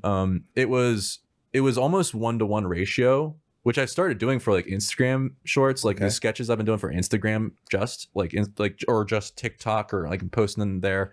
It makes it like for a, in terms of narrative storytelling, they did that, and I think so that it felt like claustrophobic, because when the movie started, I'm like, why is it in square? I don't like this. Yeah. But then you get immersed intentionally, in it. But it puts you where the person is, because he's on this island with a lighthouse, and it's kind of claustrophobic and trapped, and he's got to deal with this other fucking guy who's out of his fucking mind. And that's the intention of the filmmaker, and that was why that aspect ratio, I bet, was chosen. That's what I think. That's pretty cool. And I mean, for similar reasons but different reasons, my World War II film, I think I want to do it in 4:3, kind of like how Golden Age movies work, because I love Golden Age movies, especially since I got immersed in all these classics. CriterionChannel.com. I'm telling you, dude. Okay. Sponsor me. Check it out, dude. I'm telling you. Brought to you by Criterion. When and Burger King. Martin Scorsese, I took his masterclass years ago. I took 40 masterclasses from masterclass.com. I'm not kidding. Did they work for you? Because I'm about to pay for it for a new mentee of mine. $180 a year to watch as many of those as you want. Unlimited. I stopped the subscription because they stopped making filmmaking classes and screenwriting classes and acting classes, it felt like, since COVID started. But I learned so much from people who were successful, not just from people who were wannabes. Yeah. That's a big fucking thing. No, you're seeing a real name. So it's different credibility. And one of the things I learned from him... Not just a teacher, by the way. You know what I mean? Like a professor who's never done anything teaching you about screenwriting. Yeah. Not just a professor. You're getting taught from the cream of the crop. Yeah.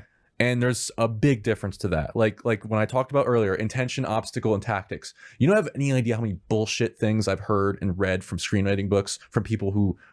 If you look up on IMDb, there's nothing about them anywhere. Yeah. But you learn from Aaron Sorkin, there's only 3 things he works on, that he thinks about when he's writing a script, and it's that. Or that's an over exaggeration, but those are the 3 principles. And you realize it's about simplicity over the few things that get the results. Right. And so Martin Scorsese is one of his things where it's like, and the theme of his was, you have to find your own way. You have to find your own way. You have to go about it and navigate and find. Nobody can tell you how to make a movie. You got to figure it out. And nothing is wrong and nothing is right. And some things are better than others, but you have to decide for yourself.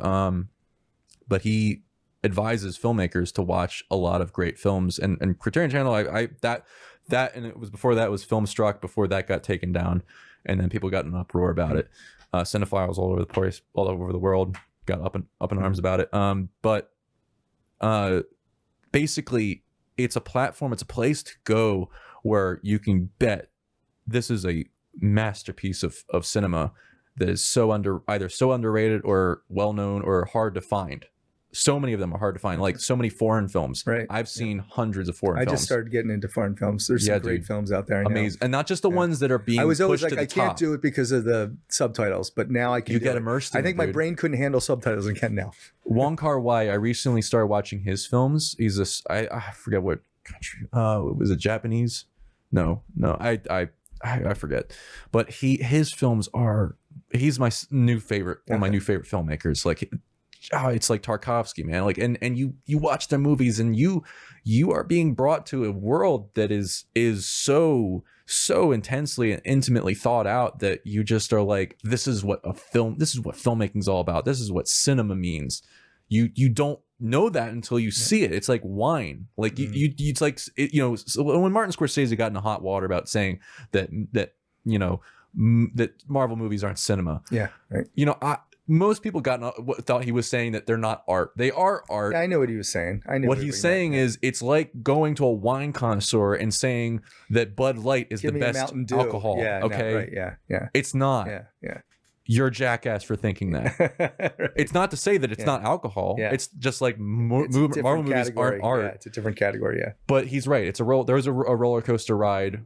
I haven't seen the new Spider-Man, but like the thing is, these movies that you're going to some place that is you're going into the deepest darkest crevices of the filmmaker's mind and your own mind when you experience them. I like that. Yeah, that's good. It is so transformative. I'm going to throw a couple movies your way. I feel like I could do 2 hours on just naming movies and wait.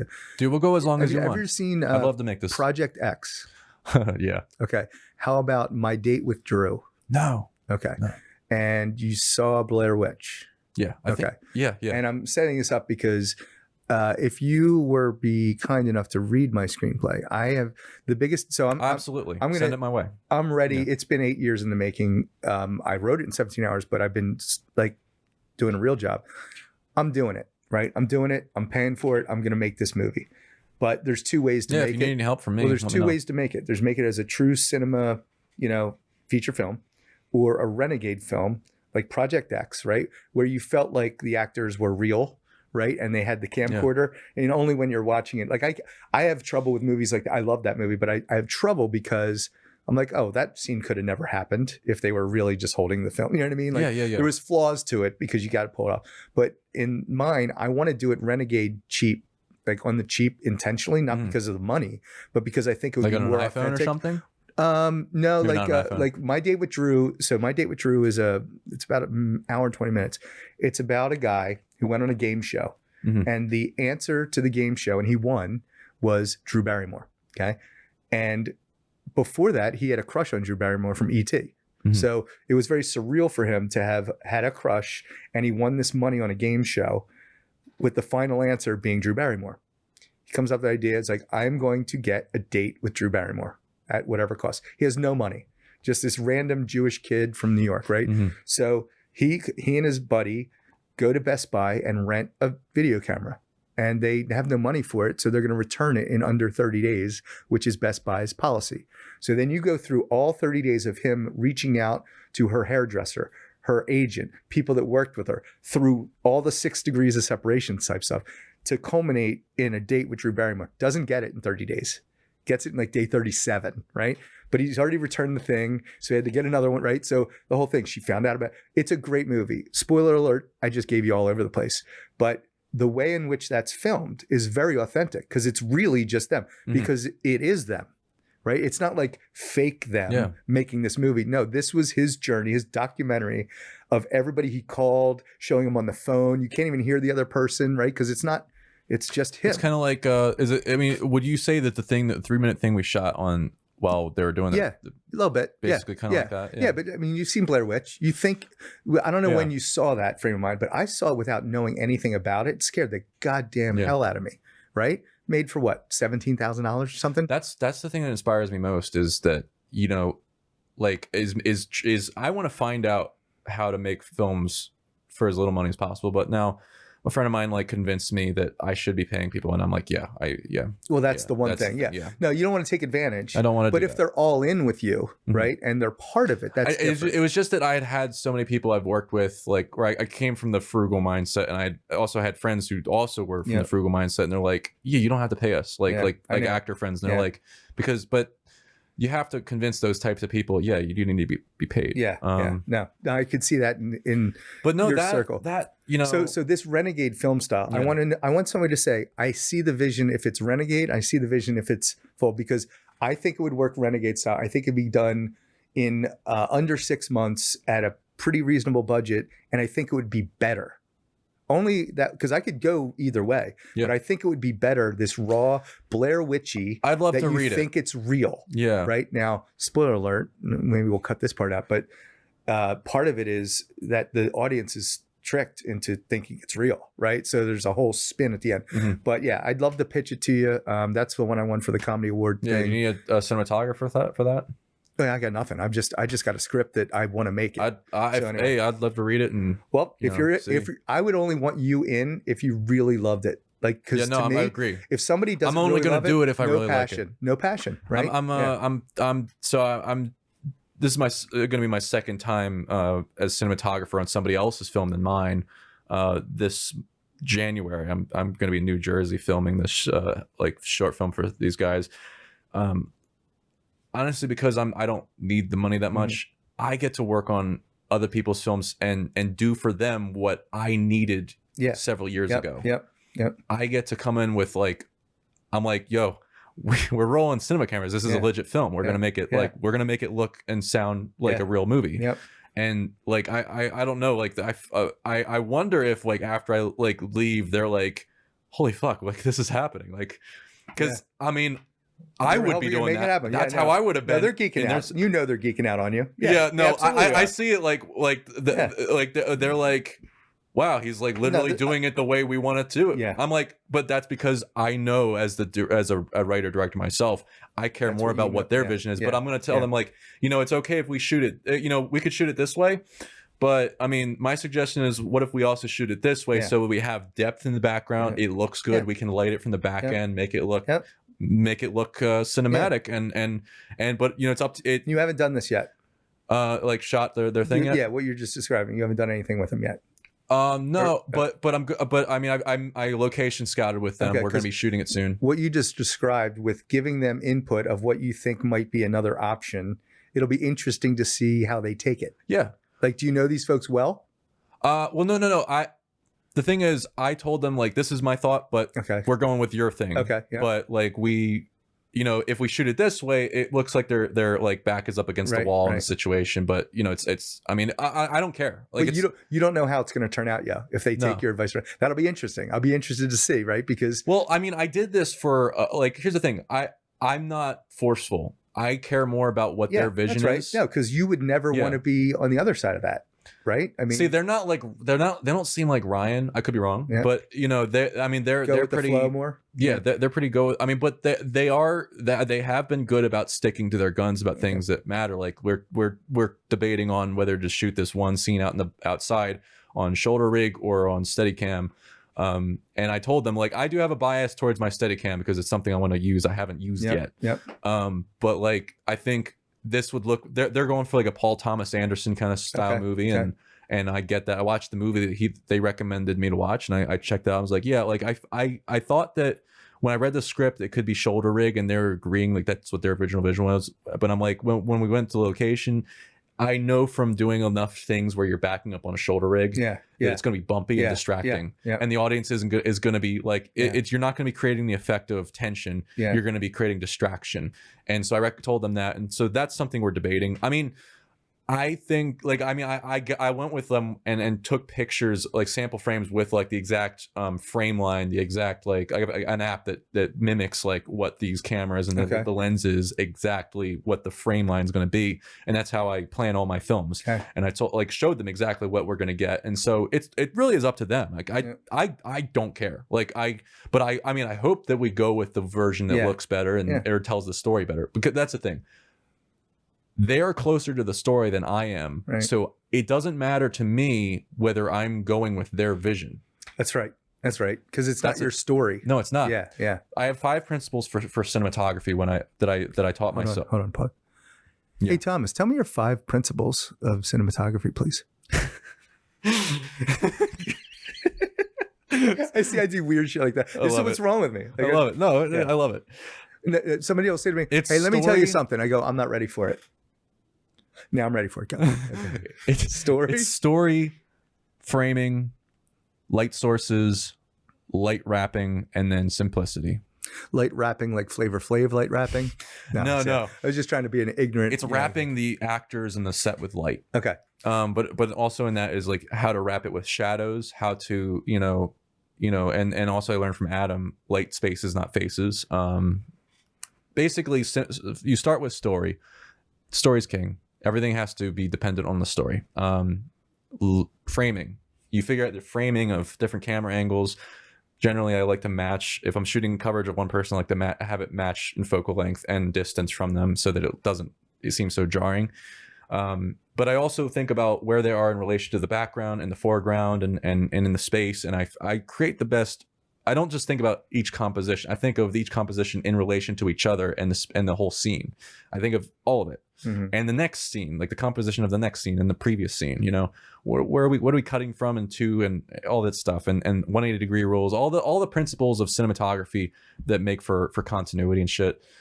Then I figure, and also framing matters for where's the light coming from, you know, where's the biggest light source? If it's coming from, if the light source is coming from here, it's generally not as cinematic to shoot it from the direction where the light's coming from. It's especially with digital cameras, it's generally better to shoot towards the direction where the light's coming from, and then use light for what I call light wrapping, or well, it's termed as light wrapping, that Roger Deakins does. It's like you know, there's a light source. So say there's a lamp right behind me. There's a light source there, or it's right here or something.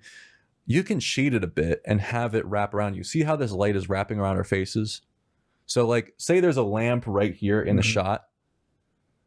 That light, if it's the same color as the lamp right behind me, we can make it, it'll trick the audience into thinking that light is coming from here. But if it was just that light on, it'd look like shit. You wouldn't see my face. It would just, my face would be in shadows. Plus, you see how this light right here is kind of casting a nice soft like glow onto us. If you make it look the color of whatever the color temperature the moonlight is, and you pick the moonlight and you have light shining in the windows from lights outside, not the actual moon, but the lights outside that looks like moonlight, and then you have this or something like this, the same color temperature shooting at the ceiling, so it's casting a nice soft glow throughout the room.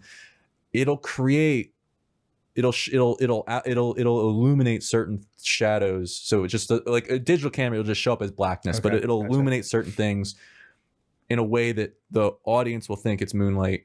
And then you have like a different color, like primary source of light. That's generally, if it's coming from the opposite side of the camera of where the actor is, it generally looks better because shadows are nice. I'm especially after working on Ryan's film, I've been working with shadows more, and I'm like, oh, I love shadows. You know, like I love having this negative fill that's like a piece. Like I never use negative fills because I was always focused on lighting things. Like the Non-Committal Cop sketch, you see, it's full of light.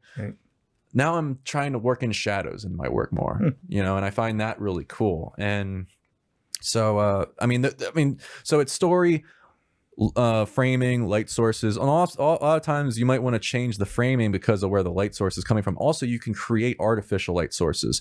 Say, you know, there wasn't a light in here. You want to create color separation or create a certain mood to serve the story, which is most important. You can add a light that's this color or red or blue or anything. Like these lights can change to whatever color I want them to be. And so I can then make like I can add the light source like a practical in the scene so it makes sense of where it's coming from, and as long as it's for the story and how I want to affect the audience, I then use like a light like this, whatever color it needs to be to match that color, and use it to like create a soft like to make it seem cinematically like lit from that light. It doesn't have to be realistic, but I'm thinking of the audience right now, and it's like you're giving such good knowledge, but they can't see what you're looking at. I'm so sorry, like, guys. No. It's for me, but he knows what he's talking about. No, it's really, this is really interesting. Check out the video podcast. No, it's in the link. It's funny. It's in the description. But that is something that, you know, I'm thinking about now. It's going to evolve into more things in the future, especially as I shoot more things. Like I'm always learning something new. Like the shadows was something new. Like the soft moonlight or the soft shadow lighting, like using shadows plus like some lighting to like illuminate things, but not too much. Right. You know, it gives it a certain vibe, and I'm always looking for more things like that. And that's why I like doing the cinematography in my own films, because I get to learn more and learn more about my look. And know how to always get it when I'm shooting my own films. Gotcha. And then so it's story, framing, light sources, light wrapping, or shadow wrapping, and then simplicity. Don't bring all your equipment. Bring as much equipment as you think you'll need in the car or the truck, or trucks.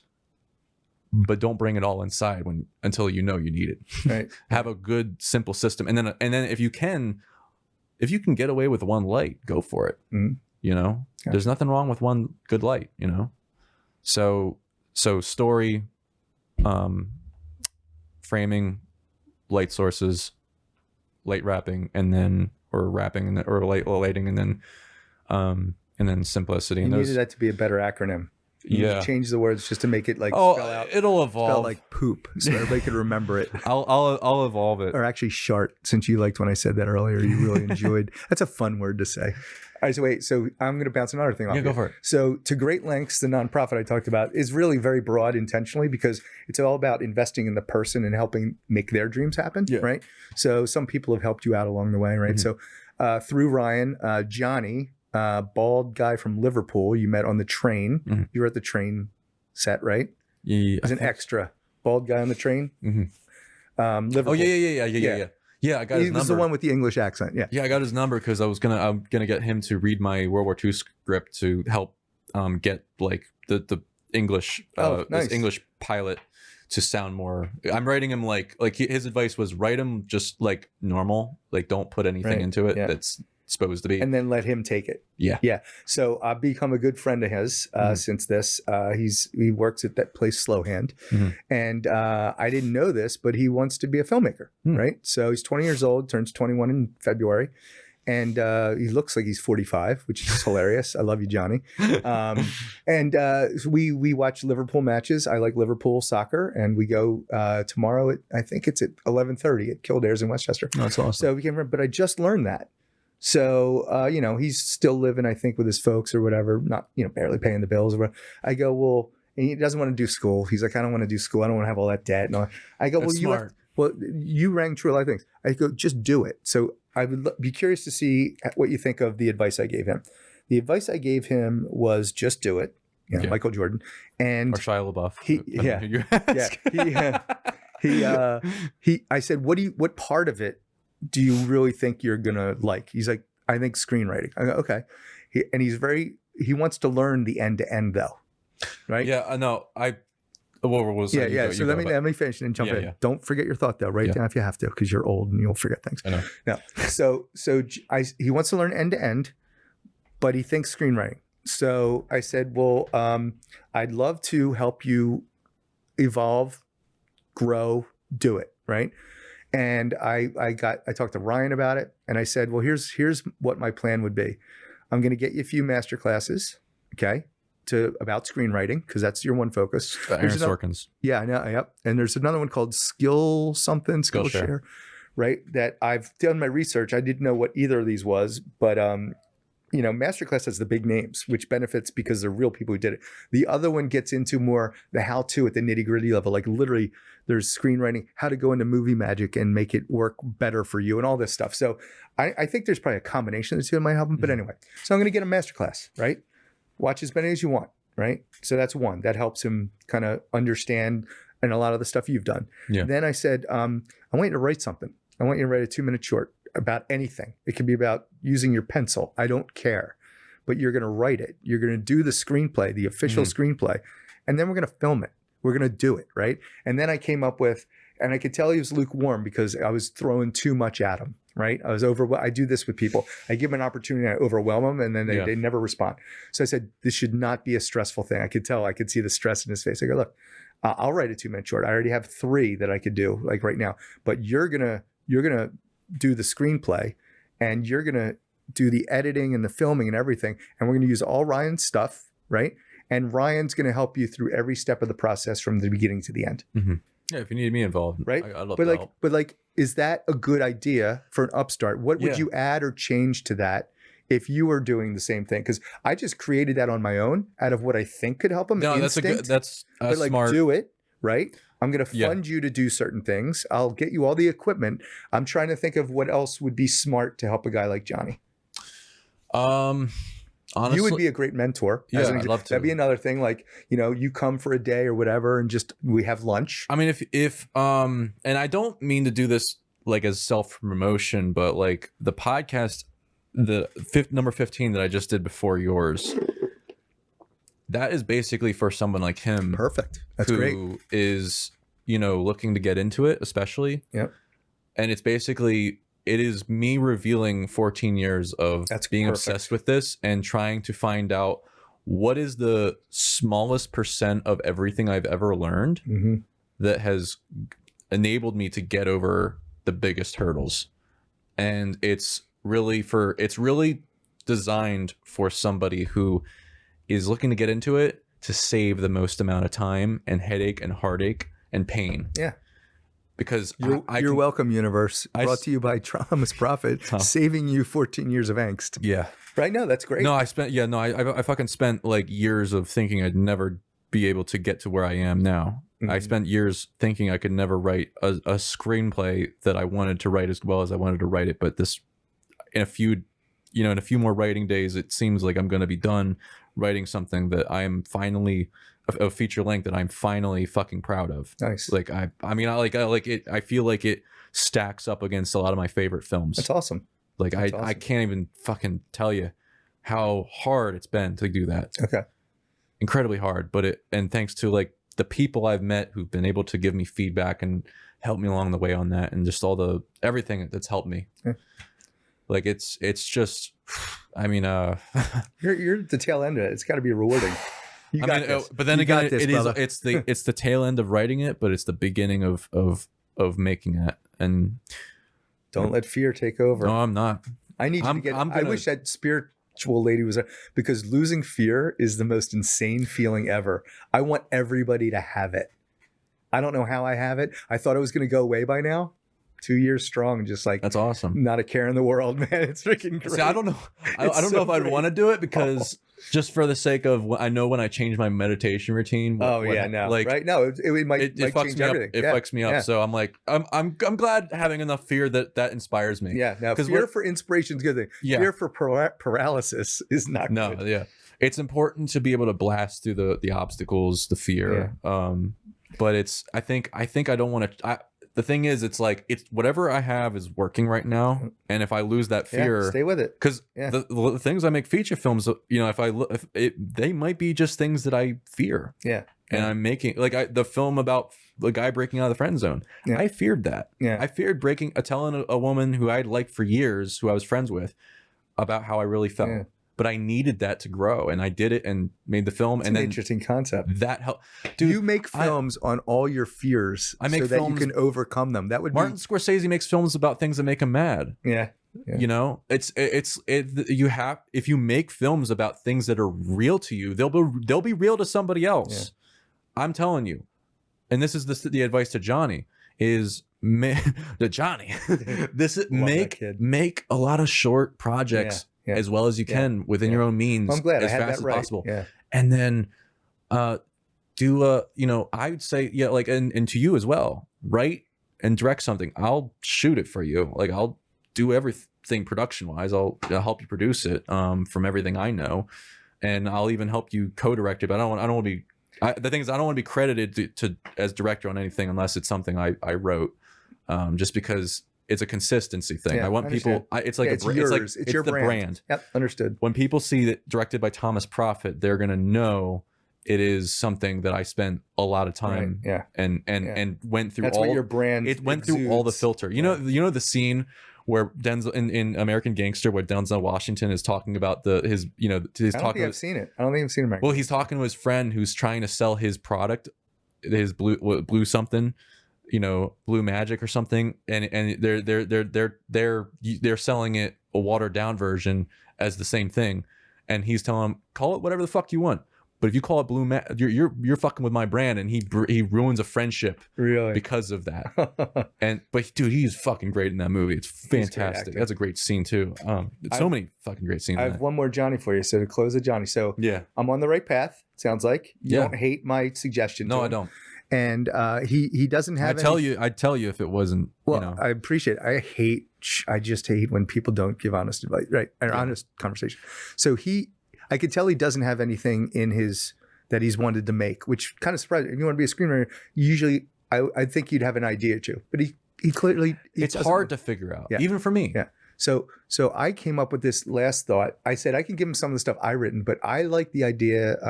So have you ever heard of Monty Python, right? I don't know if you're a fan or not.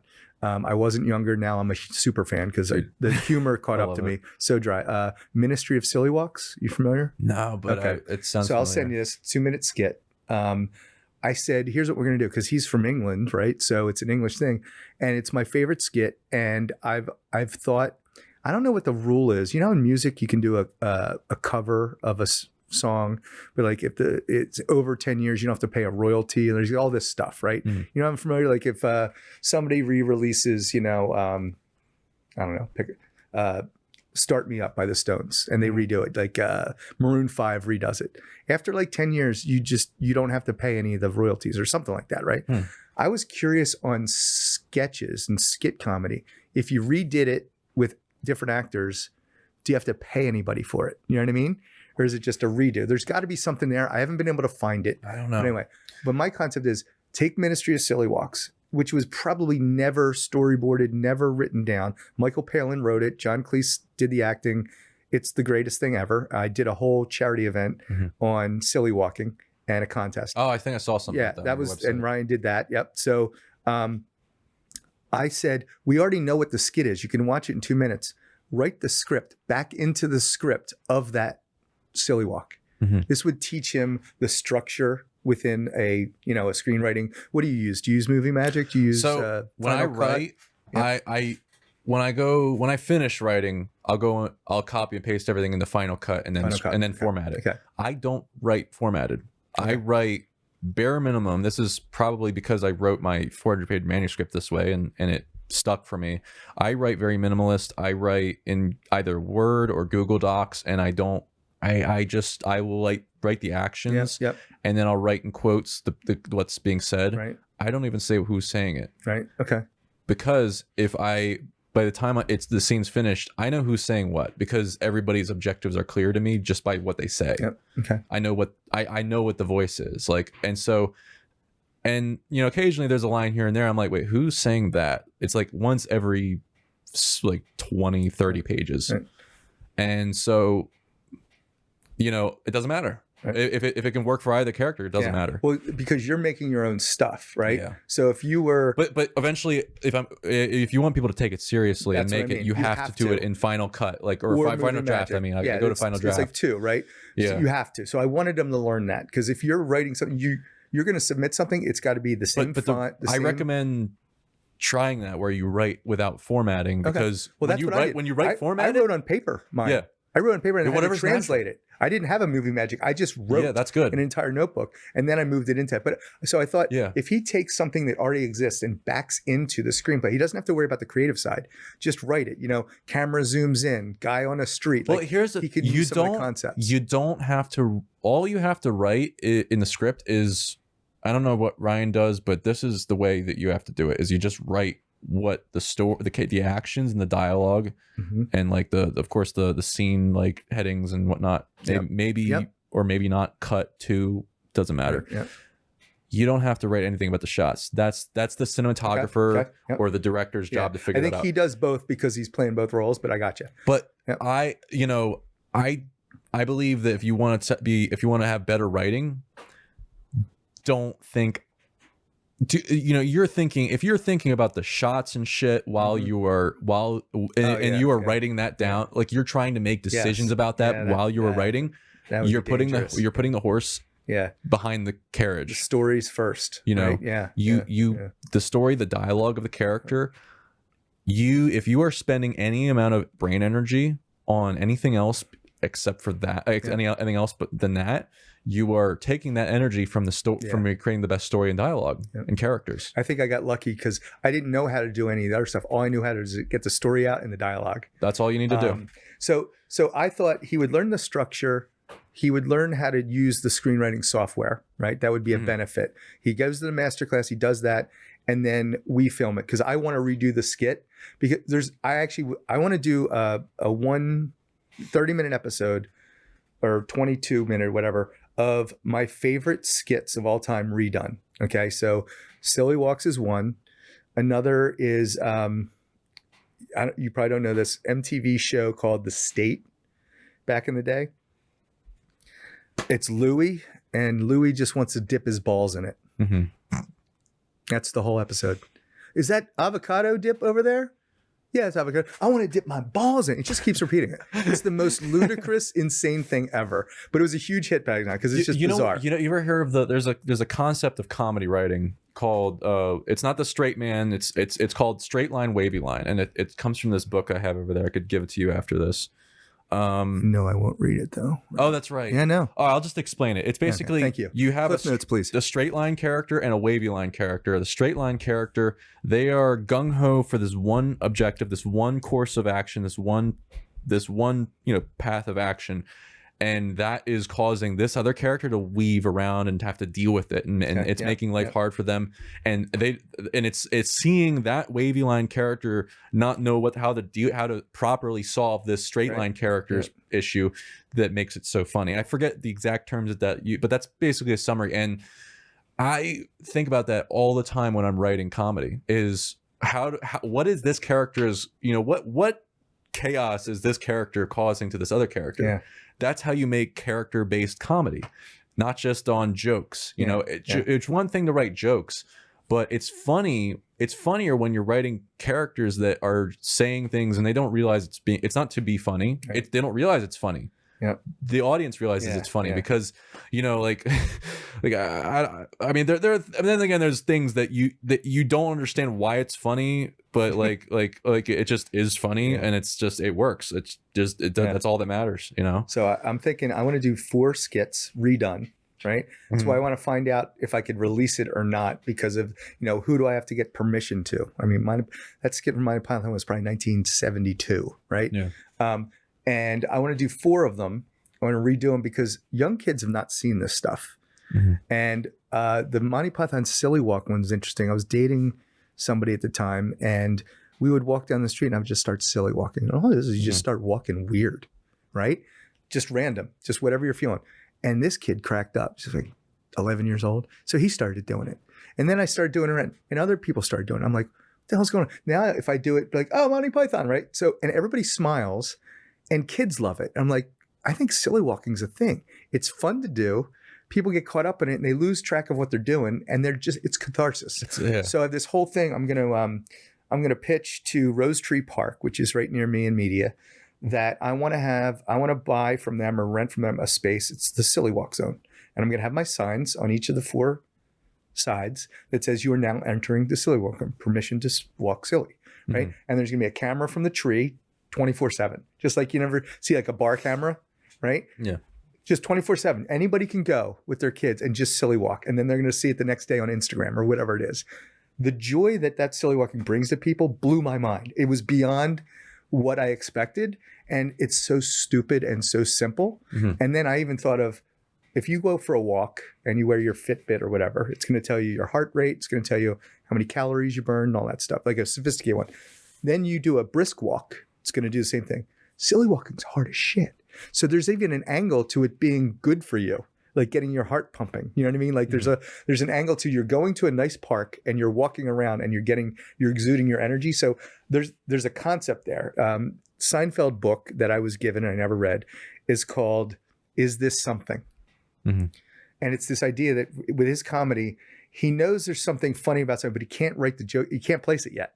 Mm-hmm. I've thought about, I didn't know that that's what I did, but there's something there to, this is a great idea. Now I just have to put it all together in a nice package. So I'm getting close, right? So the idea is the Monty Python skit gets redone. I pitched to Rose Tree Media this block of land. I think they would want people at their thing. I could give them a sponsorship or whatever. We could have people on the sponsorship on the sign, brought to you by Sunoco, Silly Walking, whatever. And it's just fun and joy. Stupid thing. But I get to leave that behind.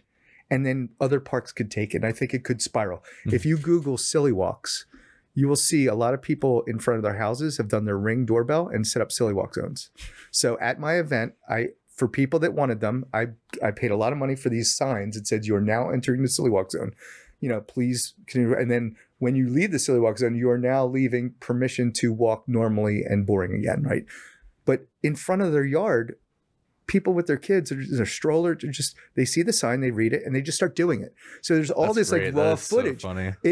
You could watch it for hours. It's all over the place. In England, there's one walkway that's a silly walkway, like it's an intersection. Yeah. It's just so stupid and so great. So anyway, I gotta look this up. I gotta. That's one of my ideas. No, I'll send me, just like you're gonna send me all these, directors and stuff. But so anyway, that was my long jump. But I want to do a skit show, and I want to reinvent it for kids that haven't seen these, like The State or like Living Color. Did you ever watch Living Color? That was before your time. Fire Marshal Bill, another great one. It was Jim Carrey's first big gig. Hilarious skits, right? So I want to take some best ofs and redo them because nobody's going to watch it if I just take all 4 of them and put it into a YouTube. What is that? Right? And that's probably copyright. But if I redid it, had fun redoing it, I think there's something there. So that's something that I haven't like got up to my top 5, but something that I thought could help Johnny with the process. And then I just think kids, they've missed out on so many funny things. Whether it's, and I didn't watch Mary Tyler Moore or some of those shows you hear about. I Love Lucy. I Love Lucy, right? You haven't seen these, but no, Betty White. Dude, I Love Lucy. Are you fucking kidding me? Oh, my family. I Love Lucy. We watched I Love Lucy like every dinner, like this whole year or something. Like every I watched like the one where episode. she's eating like the bonbons. Fuck yeah, dude, the fucking chocolates. Like everybody needs to see that. You know what I mean? Like there's some classic stuff out there. And Airplane's one of my all-time favorite movies. I was watching that a little while ago. Favorite. I love it. It's funny because it doesn't hold up as well as I thought it would for young kids. For me, there's just so many. That was the first of the I laughed at it all the time, like when I was a kid, and I still laugh at it. I'm 1980, like, Then again, my dad had to explain it to us like when we were kids, and you liked it just because of the one booby scene, right? Just to be clear, where she's jiggling, they're just jiggling. It does come out of nowhere. I speak jive. No, dude, I was watching that on YouTube the other day. I did this the other day, and I was with Ryan the other night, and he always knows every movie I'm quoting. He didn't know Airplane. I was really pissed off at him. He handed me some piece of paper. We were writing down our top 3 movies, and Johnny was there, and we were just writing down our top 3 movies. He gave me a piece of paper, and I crumpled it. I go, oh, I can make a hat or a bow or a pterodactyl. And that's a Johnny line from the movie, right? The bald guy and the tower, Rapunzel. Wait, what was the deal with him? Was he like some famous like comedian or actor? No, he was nobody. He's still nobody. It was just a random character that said random weird things. I was watching. I was like, this is got to be some famous guy. Never was in anything before that. Ever. No. Really? No, nobody. What? Nobody. He's been in nothing probably before or since. We'll Google it later. That's amazing. No, nobody. Like, why did they? Because they are weird, twisted minds that just wrote weird. That's great. I love the wrong week to stop sniffing glue. I mean, they just wrote so many bizarre lines. I know. I love, dude. They are out there. I mean, and even too, like Kareem Abdul-Jabbar in The Cockpit. You know, you try and drag Bill Russell down the floor, son. Or what was the one line? Have you ever been in a Turkish prison? Like, I mean, that was so disturbing and like weird. Dude, their minds. Who did those movies? Jeff and Zuckers, I think maybe the Zuckers. Anyway, there's twisted minds. But Naked Gun came out of that. If you remember the Naked Gun. Yeah, you know why it got canceled?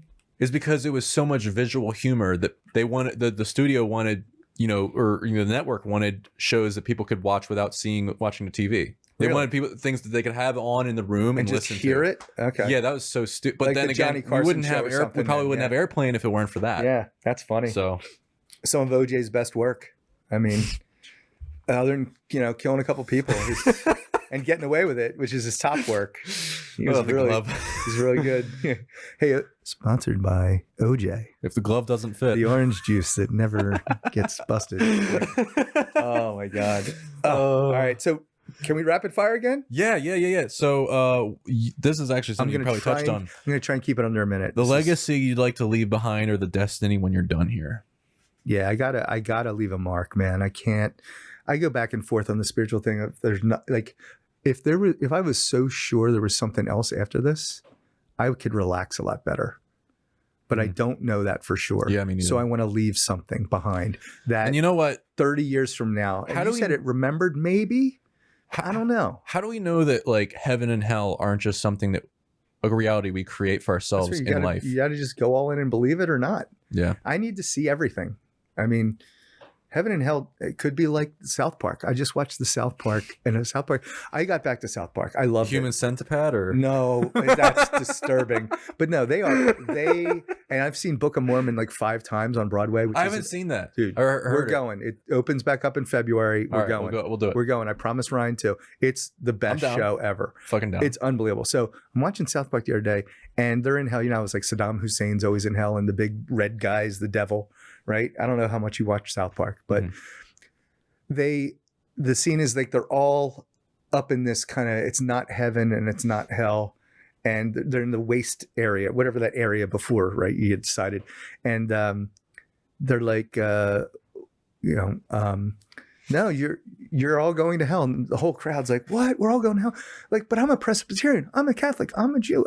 Well, who's not going to hell? And he's like, they're like, who was right? I'm like, it turns out it was the Mormons. The Mormons were right. So it's only Mormons in heaven, right? But it's like the funniest thing. It's like, because everybody's got a different belief. It's like they were right, and they just get all the other people get shipped to hell. They're like, no. It's so funny. It's just so. Dude, I've heard about it so much, and I'm like, I want to, because I heard it's just so savage. It is the bigger, longer, non-cut movie was great. Did you ever see Team America with the puppets?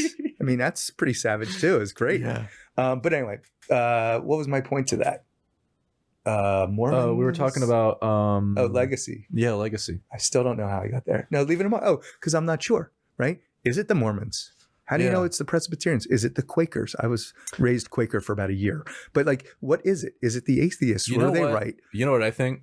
I think when we create artificial intelligence that transcends us and then transcends that artificial intelligence, and then that artificial intelligence creates the next one, and that one creates the next one, and it becomes God level intelligence, they'll be able to reverse entropy and reverse particles and things, and then bring people back from the dead, and then like I feel like they could turn back time, like the time of certain particles, so that they reverse entropy, and then bring somebody back to life, and then use the medical and then reverse, turn it back forward, and then are you pitching me a screenplay right now? No, this is shit I've read about. Dude, funny. Did you see Tenet, the movie Tenet?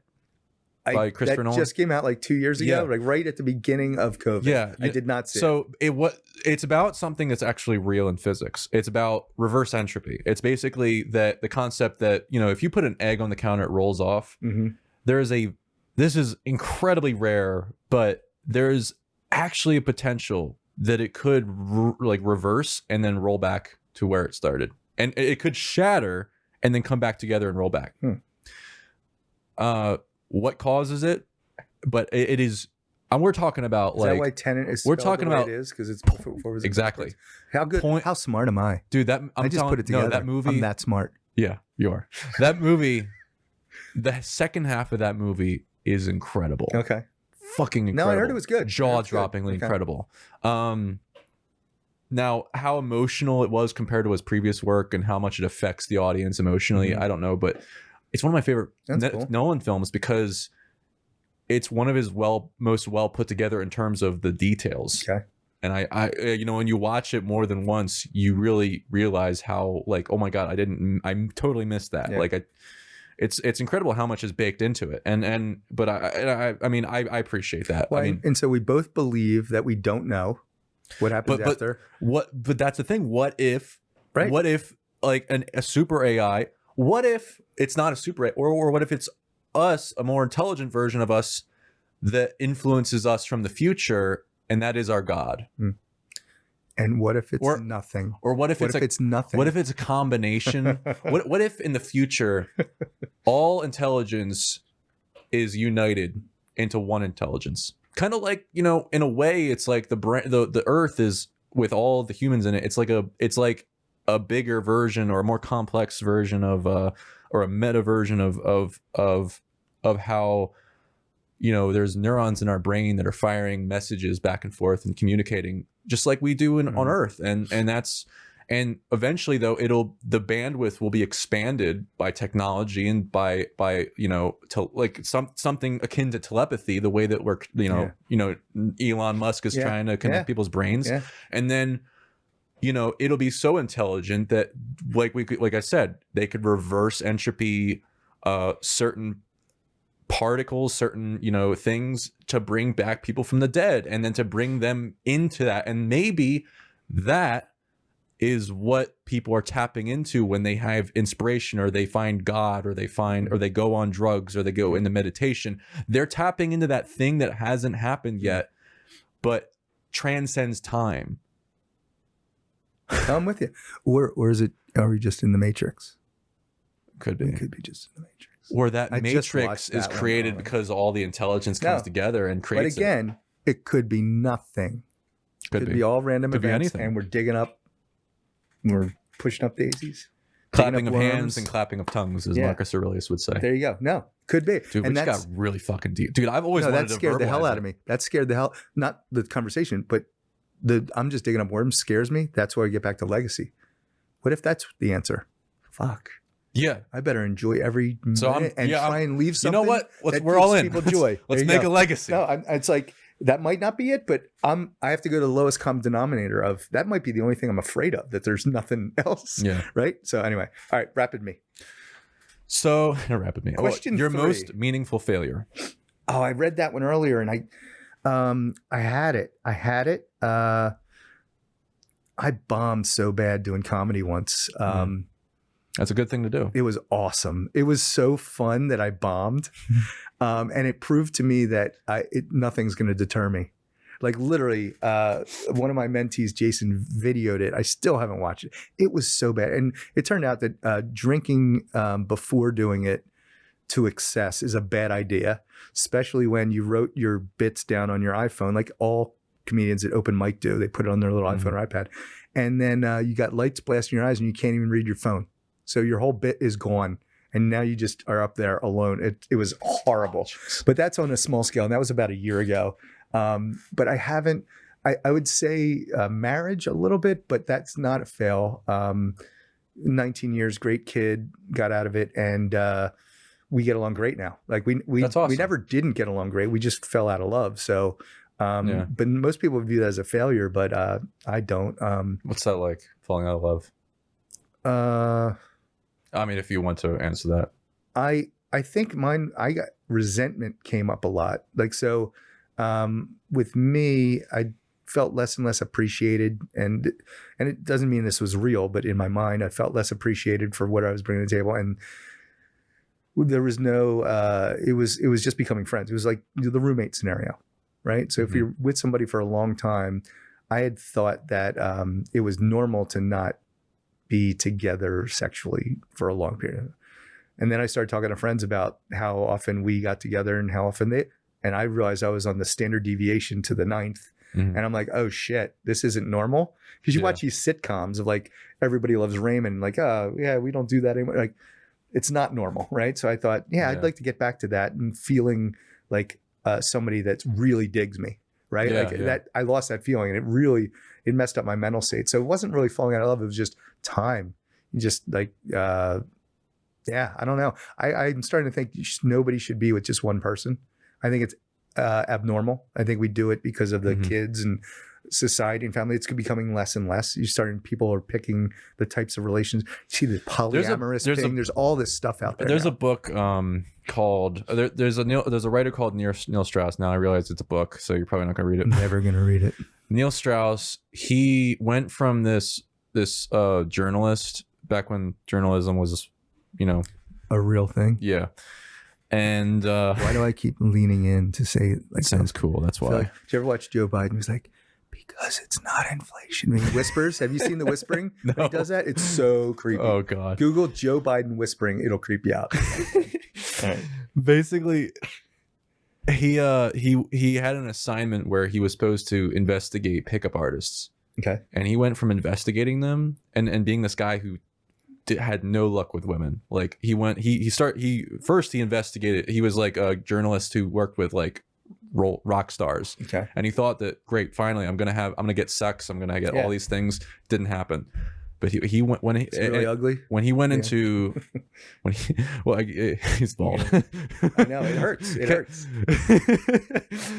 He basically he went into the world of pickup artistry and became one of the most renowned pickup artists in the world. Wow.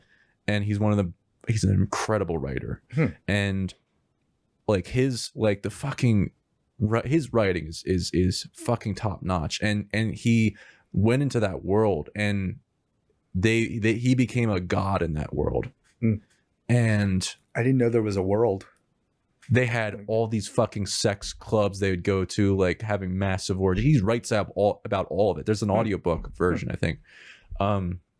Just as deep as you know, you watch Wolf of Wall Street, they got nothing on what they did. Gotcha. They got nothing. Like they just, I can't really remember what exactly. But it was, and the amount of detail he goes into about it is fucking astounding. And then where's he from? Is he U.S.? Well, like I think Los Angeles. Okay. But like then I think is I don't know why, but I think I've never finished one of his books. I don't know why. It's not that they're bad. It's just for whatever reason, I felt like it was infecting me in a bad way, and I had to put it down. Like at the time when I was reading his book, The Game, about pickup artistry, I just started going to a bad place with him because it was so influential that I was like, maybe that's the thing.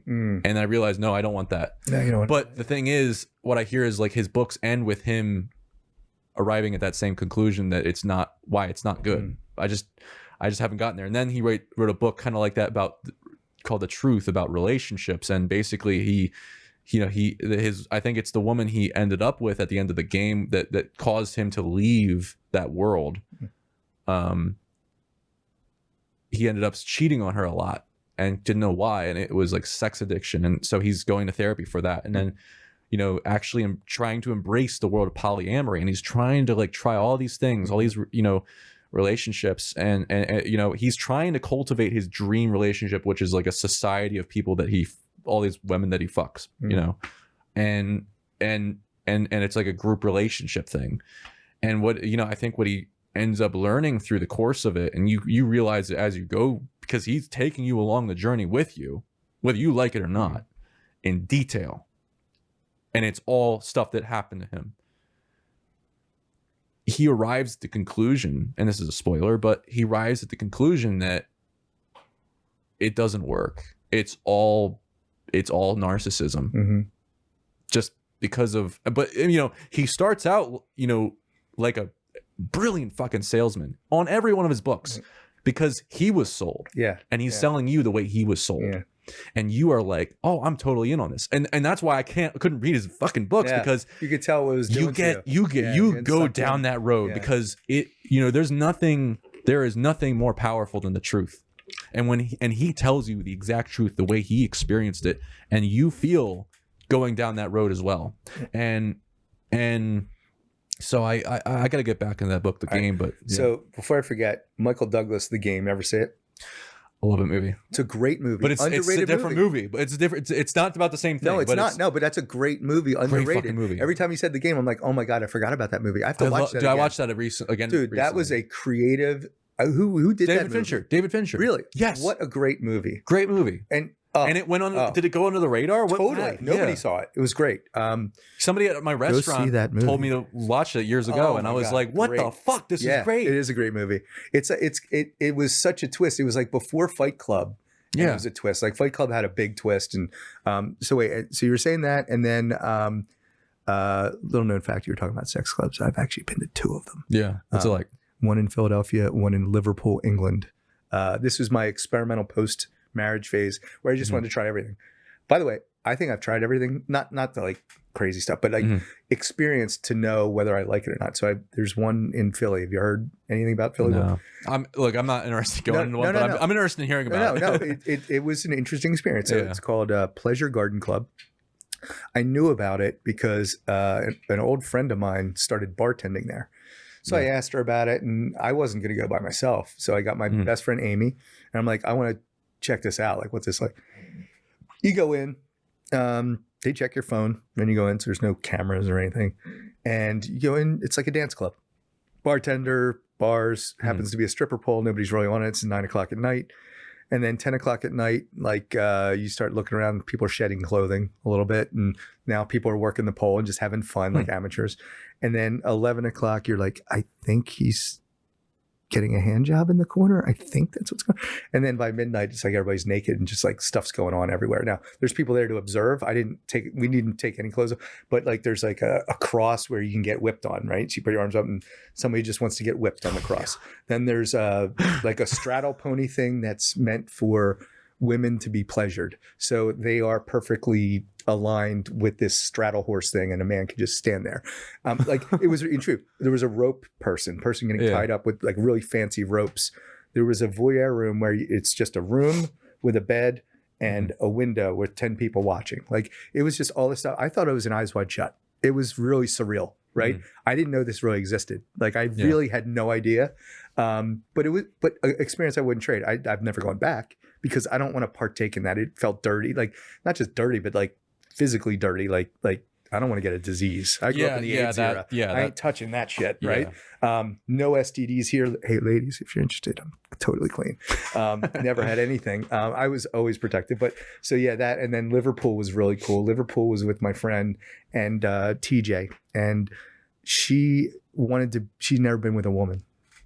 So when I went and visited her, I'm all about helping people with their bucket lists, whatever kind of bucket list, things you've never done. Yes, this was her. She had never been with them. Like, so we thought, all right, we're going to go to a strip club, and I'm just going to pay a couple $100 to ever go back and make out with a chick or whatever. But then when I was looking at strip clubs, I found this other club. They don't call it a sex club or anything. I forget what it's called. Maybe swingers or something.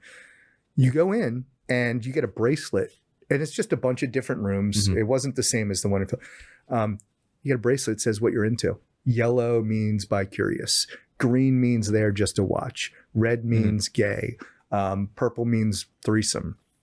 This means submissive or dominant. You know what I mean? I thought that was genius. So now you're going and you're saying what you're into. You don't even have to talk to the person. They just look at you. It was genius. So we got her a yellow. I found her another girl yellow, and there you go. Right? It was like the easiest thing. I thought it was really. Is there like one for straight or what? It was just observer, or like you're not going to partake in anything. I was green, whatever it was. Or like straight, like straight sex. Oh yeah, absolutely. Okay. Yeah, no, there was everything. There was threesomes, swinging, so there was everything. I was just there. Mine was I'm not going to partake in anything. I'm there to just experience, right? So nobody came up to me because they saw the green, right? They knew, like, that's smart. Or like another green would be like, yeah, this is pretty wild, huh? Like, I can't believe what I'm seeing here. But anyway, that was much more private, where you could go off in a little separate area with the people of your choosing that matched your criteria. That was pretty cool. But anyway, little known fact. I just threw something away, edited it all out. But an interesting experience. That Pleasure Garden. It's not bad. It's not. Are you fine with me keeping that in? Sure. Yeah, I don't give a shit. I mean, when we talk about things that we'll leave, I'll send you this thing. Matter. So if you want, there's anything we need to cut out, let me know. No, I'm good. But fire, go. What's the hardest thing you've ever? Oh wait, I thought of another failure. Wait, I lost it. I had it when I was talking. And I lost it. My not instinct. What I wanted to do coming out of college, I went to school for marketing with a minor in communication, advertising. I love marketing. I love the idea. It was because the guy worked at Campbell Soup that was my professor, and he created Campbell Soup, marketing, right? Okay, we're doing really good with the age bracket 40 to 60 because they like soup and their teeth are rotten or whatever it is. But we're really struggling with the 8 to 15 soup. We're not selling to the 18, 15, or they're not using it. Right? And then he took it and he changed the colors of the Campbell Soup and he added Dora the Explorer to it, right? Because now the kid's going down the aisle in the seat and saying, Daddy, I want that. Mommy, I want that. SpongeBob, you see on this stuff. Like, I just love that concept of getting people to try something different because of marketing and advertising. And I always thought ads suck. And 90% of them, you're like, what are they even selling me? You watch these Super Bowl ads for $2 million. At the end of it, like, what? Really? Cheetos? You spent your money on that? So I always wanted to be in that, and I never got in it. I actually, right out of college, I was writing letters to ad agencies. You had to be New York, Chicago, or LA, and I didn't like any of those cities at the time.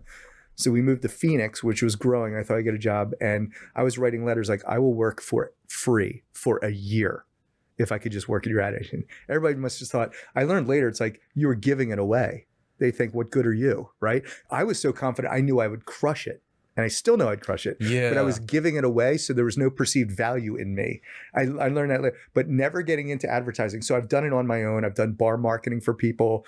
I'm doing stuff for Liquid Alchemy in Wilmington, Slohan in Westchester. And then out of college, I did a bunch of bars. That was my calling. And then I ended up not getting into it, going to financial services, which helped with money. There's my failure. Go. It's not much. That's the good failure. Yeah, it wasn't that bad. Yeah. What's the hardest thing you've ever done? It's up to you if you want to answer. No, I mean, stand-up was really hard. Like, because I took it for granted speaking in front of 4,000 people. The nerves when you're standing up in front of 30 other comedians. Yeah. And the crickets was so freaking hard. I can't even describe how hard that was. But that's not, I don't think that's good enough. I should have put more thought into this one. What about you? What's your hardest? I mean, the hardest thing would be, I mean, I mention this every time, but it's like my film, Rusty Spade. It was a 12-minute one-take film. Honestly, this answer might change to this new sketch I've done, but actually that's the hardest thing, because that was something I had wanted to do for 7 years. And it was always this project that was my ace in the hole, as you know, the Joker put it in the Batman Dark Knight film, one of my favorite films. And it basically, it was a film I called my ace in the hole because for a while in high school and in the college, it was that film that was that better project. I was working on it back when I worked on Ryan's film, and it kind of gave me the confidence boost that I would make a great film one day. You know, I'd be a great filmmaker. It's having something better that's in the works that you're working on, you're going to release eventually, so that you can suck now at what you're putting out. I don't really need that anymore. I mean, but then again, I do it kind of automatically. I always have something better I'm working on in the moment. And you know what? Actually, no, it does help. It still does help me. Having that ace in the hole, that better and bigger project that you're going to do next or eventually, so that you can create projects now and fail now. And you know, when you release something, whenever you release a project, you know, it's never as good as, you know, what you thought of, how you thought it up, you know, how you built it up in your mind and your emotions. Nowadays, I'm much more realistic. I'm much more practical because I know that's going to happen. I know that when I release this thing and get people watching it, it's not going to be the magical effect. It's not, they're not going to be like, oh, bravo, you know, like standing up fucking bleachers. Not that I think that's going to happen, but like, you know, it's not going to be the, you know, it's never going to be as great as what you thought, but that's how you build up that's how you feed the fire to blast through all the fear and the things that hold you back from doing it and making it. Is you have to have that enthusiasm, that passion for the thing. And once people see the film, that passion, you know, it's still there, but not as much. And you realize, you know, your expectations, well, sometimes sometimes it does, it can transcend expectations. And I hope to do that. But I mean, the best thing is I've released projects that I was super proud of, like that, like even that animation thing. To this day, I can show that to people and get joy out of seeing them laugh at these Lego people getting slaughtered. I'm telling you, dude, I want splatter, man. Hardcore. I want that for my feature film. Right? I want people, my feature films, I want people to watch them and be so 100 times bigger than that animation, 1,000 times bigger.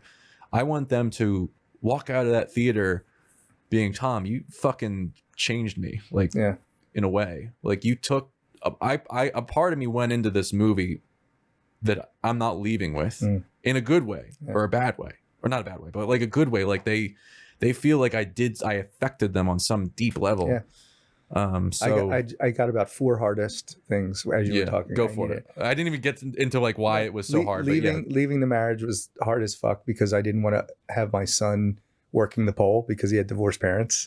Right now, like literally, a lot of my friends that have divorced parents are not healthy. Mentally, they're just not. I think there's a direct correlation to have a good, stable parental unit. So that was hard. I actually waited many years beyond I should have because I wanted I waited till I thought he was mature enough to handle it. And I think I did the right thing, but I also feel like I wasted 10 years that were good years, right? When I had better hair, that sort of thing. Yeah.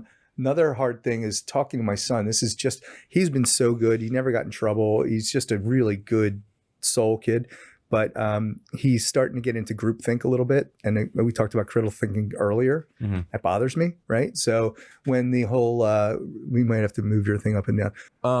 I'm whatever. Real quick, I want to cut back in just so that we can say we'll cut this take 16B and we'll go to take 16C next. Okay. And now, and then we'll talk more. We're off record. Let me stop these and we'll continue talking right now. Okay. I only had about 30 more seconds. It's just because there's a limit to the length of Fair file. enough. Am I blowing away your 7 hour thing? We're gonna do. Did you challenge me? I want to do a third part. We're gonna do a third part to this. You down for that? Yeah, whatever. And we'll take a break while we're talking. Oh, why you need a break? Let's see. Yeah, let's see.